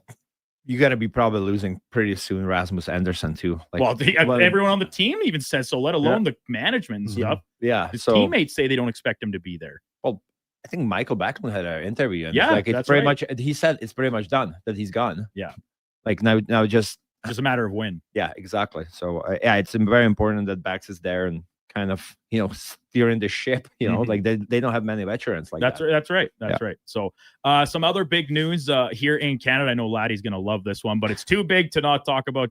Curling. Brad Gushue, all-time great, announcing that this season will be his final. Already qualified for the Brier. Already qualified for the upcoming Olympic trials to try and go for a third Olympic medal. He's already got 2 to his resume when things go in Italy in February. 6-time Canadian champion, world champion, Olympic gold medalist. I think Gushue ranks among the 3 best, greatest Canadian skips of all time. Going to be in for sure. And I mean, depending on what he does this year, he will go into he's got a chance to become the best. Kevin Martin right now is number 1. The great Kevin Martin, as Bill. I've met him. He coached me curling one really? year. Oh yeah, they brought him in, and and I wasn't very sober for it. So none of us were. Did you fall? Several times. Okay. So it is super hard. Sure it is. Like it is super hard. Yeah. But like he was super nice. He was very patient. I wouldn't say I was super drunk. I was just a little tipsy. So let me ask you this: do you remember the next day? So your left ass cheek being sore from sliding out? I was sore because I kept falling on one of my sides and the rocks were going through the back wall there. Unfortunately, I had zero touch, just like on the ice. So in takeout weight only. And I mean 3 at 3 is where the argument now is, right? Gushue's in the top 3. Martin's 1. Gushue's there, and then it's Randy Ferbey, Ernie Richardson are in there. Those are the guys. I mean, there's a few others that are in the conversation. Mm-hmm. I'll tell you what, if Gushue has a pretty good year and wins whatever, who knows, with Olympics, Brier, etc., he'd go to number 1 for me. Martin would be at number 2, and then Ferbey is at 3. I cannot comment on this because I don't understand the sport at all. Really? Don't really care for it. Who else are you thinking that's in there, Duke? I don't know the names. Sorry, guys. I think it's this one gets a little complicated because of the positions amongst the team. But like the Ferbey 4, Randy Ferbey is the team skip, but he threw third rocks, and they were the most dominant team of their own era, and a little bit extra because of coming out of Alberta, of course, as well. But you mentioned a couple of the other ones, right? Being, of course, Kevin Martin. I think either Russ or Glenn Howard probably get a little bit of consideration. Brad Jacobs, the way he's climbed up, Brier championships, success at the Worlds, Olympics, of course, too, maybe gets a nod. But like Gushue has played in 22 Briers, all's a skip, all-time wins leader. He 1 gold, I think 4 silvers, or maybe even 5 silvers, I guess, at the Worlds, 6 Brier titles. I'm with you, Kevin, that depending how this year's go, if he can win 1 final Brier or get back to the Olympics and hopefully medal, I think there's a very good case to be made that he's actually number 1. I think even getting to the Olympics, never mind what he does there. If he gets to the Olympics, he goes. Well, because the field to qualify out of Canada has never been stronger. It's not even great. It's very, very difficult. Number 4, Thursday Night Football from Western New York. The Buffalo Bills hosting the Dolphins of Miami. Finn's head coach, Mike McDaniel, 0-2 on the season so far. AFC divisional matchup on the road. No seat is hotter than his currently among head coaches in the league. Yeah, I'm going to be in on this one. I'm in on this one too. Yeah. Tough start. She's smoking hot. I don't know what other. They're going to be 0-3 today. Yeah. Unfortunately, I'm a big fan of Buffalo. I don't know. I just love watching. I cannot wait today. I might even open the bag of chips. What? Whoa. Yeah, I might sacrifice my 8-pack for 6-pack. Yeah. Wouldn't it? No, you're not. No, I'm just joking. I'm just gonna wake up in the morning. I'm gonna go in. I don't know who's next. Is it Dable? That was the first one that jumped out to me. People keep talking about Kevin Stefanski in Cleveland, but the team is not good. They don't really have the quarterback. And I just think Stefanski, who's won Coach of the Year twice, has some sort of trust or agreement in place with ownership. These guys got ownership that listen, you kind of get a pass this year, and then real evaluation will restart again next season because of the owner, like Jimmy Haslam has said, he takes ownership for the Deshaun Watson debacle about assets given up, the money, and how it's hamstrung the team. So, and then it's this would have been coming into the season, but they're 2-0. Shane Steichen in Indianapolis and Jonathan Gannon in Arizona, teams that they came in as coordinators, first-time head coaches, but now they both start 2-0, so it doesn't even matter. The seats have cooled down pretty substantially for each of them. I should have said I'm out on this one, Duke. D'Amico Ryans. Oh, come on now. That's what MTR just texted in. Oh. Yeah, that's Duke's team in Texas. Houston? Yeah, it's going to be D'Amico Ryans. He'll be coming back to San Fran. Like, I think like Miami didn't expect this. No, like 0-2. Now they're going everything there. Yeah, I don't.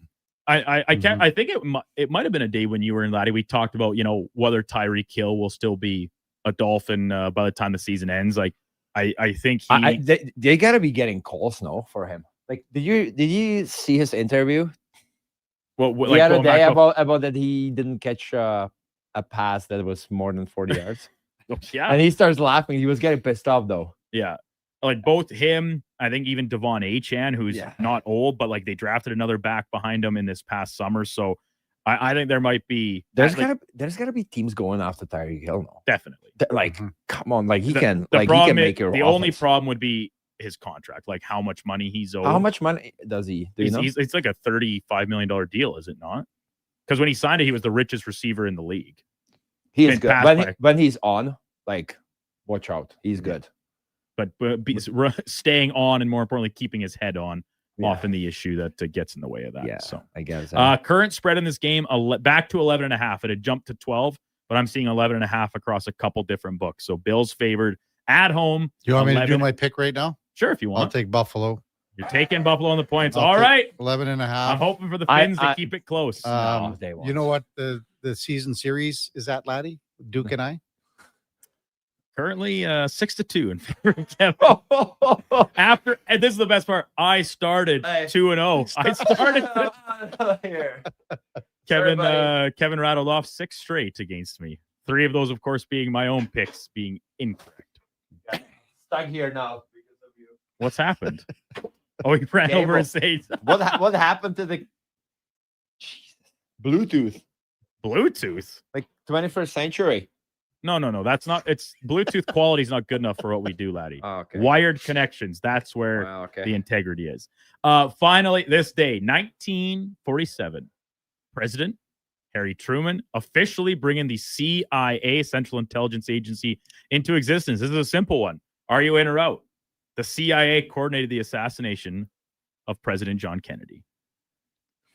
Look at the look on Laddie's face. Laddie read this during the break, and he just lambasted me and tore me down about what a bad question this was. Well, in the recent events, we are talking about assassination again. Yeah. Like, I don't know. Too soon? I don't know, man. I never really thought about it. So you're thinking it was just Lee Harvey Oswald. I mean, a single shooter. Right? The grassy knoll. Yeah. That's a tough one. Well, give me your take on it. I'll say one thing, Laddie, and this is totally off topic. You know, when I was on the plane there with you doing the games in the Oilers, when we went to Dallas all the time, we always went to the Texas book you did? Depository. And we went there all the time, but several times. Spec and the guys went. We all went, and right around, it was close to the old hotel and the rink that you guys played. What was it? Reunion Arena or something? I can't remember. It's so long ago, man. Anyways. Okay. Yeah. Anyway, they had like tours. They had like people with pamphlets and stuff like that, and talking about all the stuff that Duke is mentioning here. And then, so what are you thinking, guys? Well, I'm going to be in because yes, I'm into that conspiracy theory of the CIA. So my favorite thing about conspiracy theories, and we've got a couple avid texters that love conspiracy theories, and they'll text in about it, and some of them are sports related and so outlandish I simply can't get behind them. But there's this comedian, and I apologize for not remembering his name. He has this bit about, believing in conspiracy theories. Like, if the government, and so by extension the CIA, is responsible for all of its people, right? As a parent, you're only responsible for like your kids, and you lie to them about stuff all the time. So you think the government just tells you everything is that happens is true? Oh, there is. It's politics. It's all based on. But life, even outside of that, like these conspiracy theories. So I'm not saying you have to believe everything like all these different theories are there, from the 9/11 stuff to JFK and back and further and all these things. But this one, to me, there's just so many inconsistencies. And I can get behind that. If you're like, yes, you're in, laddie. I guess I'm. Yeah. Have you ever taken 4 hours out of your life and watched the movie JFK? No, I haven't. But what is it? It's 250 or something. It's long. It's Yeah. a very long. I would watch it, but yeah, like I mean, what's going on around the world and like the governments? Yeah, it's I guess unfortunately. To the left, laddie. Yeah, I cannot believe we are to the talking. left. I cannot believe, guys, that we are talking about, instead of food, something happy. We are talking about killing people. On the 5th question, you have one job to do to make me happy, and you bring something very dark. Yeah, Duke. Why? Dark Duke. That why, Duke? Why, Duke? It's okay. Sorry, laddie. I'll be better next week. It's okay. I'll hit the film room. I'll break down the film and come back better next week. No, it's okay. I guess I'm in. I guess I'm in. There's like you said, I'm gonna support you guys. Where was there was another one. Oh, Corey says at this point Duke should just flip a coin for his NFL picks. Flip the coin. Duke, they don't have any faith in you, eh? Maybe you can make a late comeback. Coach Al says I can't let it get any further. Duke's 2 cats will suit up next hockey game and protect him, laddie. Oh my God, that's deep. Using your cats, it's like family members, man. Yeah, that's low blow. That's a low blow, yeah. Unfortunately. All right, good stuff there, Duke, especially that last question for laddie. When we come back, we'll wrap things up. Kevin Karius, Duke of Delburne, and Lattice Lab Schmid on Sports 1440. And we are streaming on YouTube and X. Work never gets done by standing around. You have to put your words into action. And that's exactly what GS Construction does every single day. Our priorities are safety first, quality second, efficiency third. GS Construction works hard. It's true. But first comes the care, the planning, and the people. Underground infrastructure isn't just about machines and trenches and some traffic inconveniences. It's about doing things right. Find out more on what we do. Visit gsconstruction.ca. God said, I need somebody to get up before dawn, milk cows, work all day in the fields, milk cows again, eat supper, go to town, and stay all night at a meeting of the school board. So God made a farmer. Hi, Mike here from Northgate Chevrolet Buick GMC. We are so thankful God made a farmer. For the month of September, it is our goal to feed 500 families. With every vehicle sold, we will feed a family of 4. So please help us reach our goal. Visit us online at northgategm.com. Blue Jays fans, this weekend and every weekend, you can catch Toronto Blue Jays ball games right here on Sports 1440. Ben Schulman provides the play-by-play. You provide the chips and beer. Check out the Blue Jays this weekend on Edmonton's home for sports. Sports 1440. September, back to class and back to carting the kids around. Good news. Until the end of the month at Wolf GMC Buick, get GMC employee pricing on all remaining 2025 GMC Sierras, so you'll have loads of room. Plus, get 0% financing on Sierra light-duty crew cabs. If you're eyeing up an SUV, we have the completely redesigned GMC Terrain and our entire Buick family with incredible prices. And Costco members up to $1,200 additional off the price. Come see us, corner of 184th Street and Stony Plain Road. Wolf GMC Buick. We're making it easy. Yeah, can I get a... Yes. A common reaction from a veggie lover. Always scanning, searching, longing. But wait, what is this we see? The new McVeggie. Now at McDonald's. It takes grit. It takes heart. It's the legendary Canadian Finals Rodeo, powered by ATV. From October 1st to 4th in Edmonton, the nation's best go head-to-head in a battle of pure willpower. Witness the raw strength and adrenaline at Rogers Place. Plus, soak up the Western lifestyle at the Canadian Country Expo, with free admission and shuttles running between the expo and the arena. This is more than a rodeo. It's a showdown. Get your tickets now at CFR.ca. It's time to rev up your engines at the Finning Sales Event, Tuesday, September 23rd. Take advantage of event exclusives and score big with 0% financing. Demo the latest Cat heavy-duty equipment as they celebrate 100 years. Plus, you can pick up your perk with every equipment purchase, $2,000 in additional discounts or free select attachments. Big machines, big savings, big fun. That's Tuesday, September 23rd. Edmonton Finning, 10910 170th Street Northwest.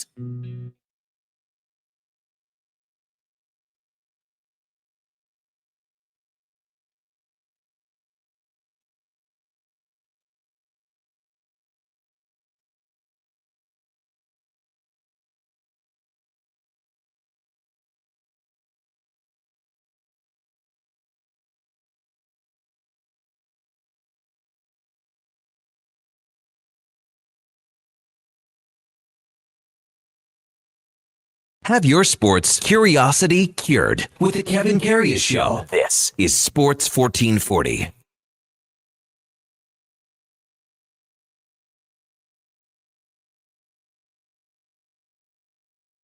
All right, welcome back to the big program, 10:53 in Edmonton, the home stretch.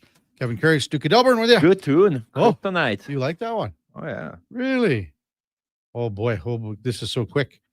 Burrow to Chase. Ladislav Shmid, top 5 Russian players of all time. Russian. Top 5 Russian. This guy's got Ovi, Malkin, Fedorov, McGillney, Burry. What do you think? Where's Kucherov? Yeah. Well, who does he come out then? Tough one. McGillney or Burry? Mogilny. Because Fedorov's in there. Mogilny. Okay. But I have Mogilny very high up. Yeah. But, going into the Hall of Fame. Yeah, but you cannot take out Pavel Bure. Okay, he had a shorter career. What about all the guys back in the day, like Larionov and that's tough? Yeah, it's tough to compare the eras, right? The Russian army, man. Like even before, some guys never seen the NHL, and they were. My dad played against them. They were like dominating. Yeah. Yeah, Ovechkin, Malkin, Fedorov. Yeah. Bure. Kucherov. For me, Kucherov has to be there. There you go. Good question, though. Good question. But very good. Yeah, but I would probably take Mogilny out, even though very, very, very good player. Yeah. What's on the go this weekend, laddie? You're not playing hockey today? You're not doing anything? No, I'm taking. Yeah, I have I have a podcast for Czech NHL. What time's that at? It's at 12. 12 o'clock, and how long does that last for you? Probably an hour and a half. Hour and a half? Yeah, they want to talk off season and stuff. It's got to be long.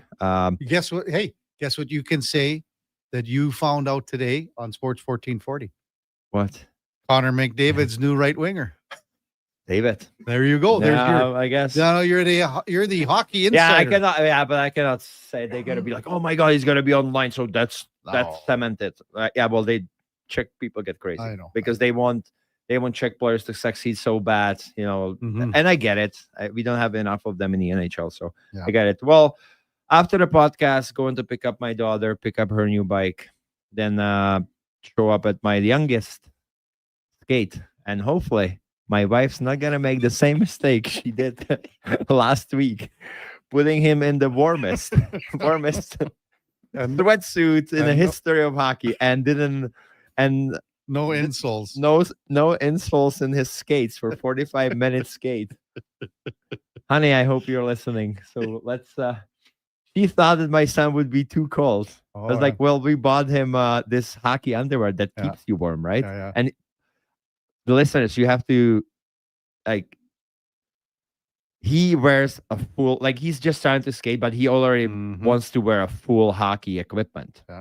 So there's no need to put extra layers. Right, but he was after 30 minutes on the ice, he was crying, he was overheating, and then his feet were hurting because there's no insoles. Oh man.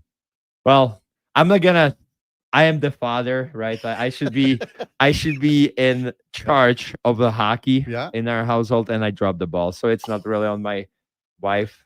She just doesn't know any better when it comes to hockey, but now she's very aware. Yeah. I'm gonna probably get in trouble. Sorry, honey. That's okay, big guy. Yeah. Hey, quick text about the Russians. Vladislav Tretiak. Yeah. One of the there's best so goalies many. ever. That's a great question. We're going to talk about that next week. Maybe. Yeah, they produce so many good players, man. Yeah, let's talk about that next week. Fetisov. Again, yeah. Have a great week, laddie. You too. Always a pleasure, guys. Yeah, we'll see Always you a back pleasure. here next Thursday, I guess. Yeah. And Duke, please make a schedule of your games. I am very intrigued. The boys all love you. They listen to you on the show, and a couple even ran into you out on the town a couple times back in the day. So yeah, people are random. Like yesterday too. It's like people come to me. It's like, hey, I met you like many years ago, and like at the bar, and like you were annihilated. I was like, yeah, that sounds like me. No more though. No more. It's a new Lottie 2.0. 2.0. Okay, buddy. Have a good week. We'll see Yeah, you next too, Thursday. guys. That's our co-host on Thursdays, Ladislav Schmid. Top of the hour, we got Fantasy Frenzy with the former Ross Shep T-Bird, Connor Halley, and the Duke of Delburne, 12 till 2, the Lowdown with Alan Mitchell. 2 till 6, Jason Greger drives us home with the Jason Greger Show. We got Fox Sports all night long. We'll be back with you tomorrow morning at 7 bells with Eddie Steele. Looking to have Cody Fajardo on with us in that 7 o'clock hour as well. Before all that, time now for a Sports 1440 update brought to you by Harley Davidson of Edmonton on Yellowhead Trail, locally owned and operated by the Kent family, celebrating 45 great years of business. Harley Davidson of Edmonton on Yellowhead Trail. Hey, thanks everyone for listening this morning. Really appreciate you checking in with us on Sports 1440. Appreciate all the kind words on the text line and all the great interaction that we had. We'll see you back here tomorrow morning at 7. Have a wonderful rest of your Thursday, and we'll see you back at 7. Until then, here is the Duke. This is a Sports 1440 update.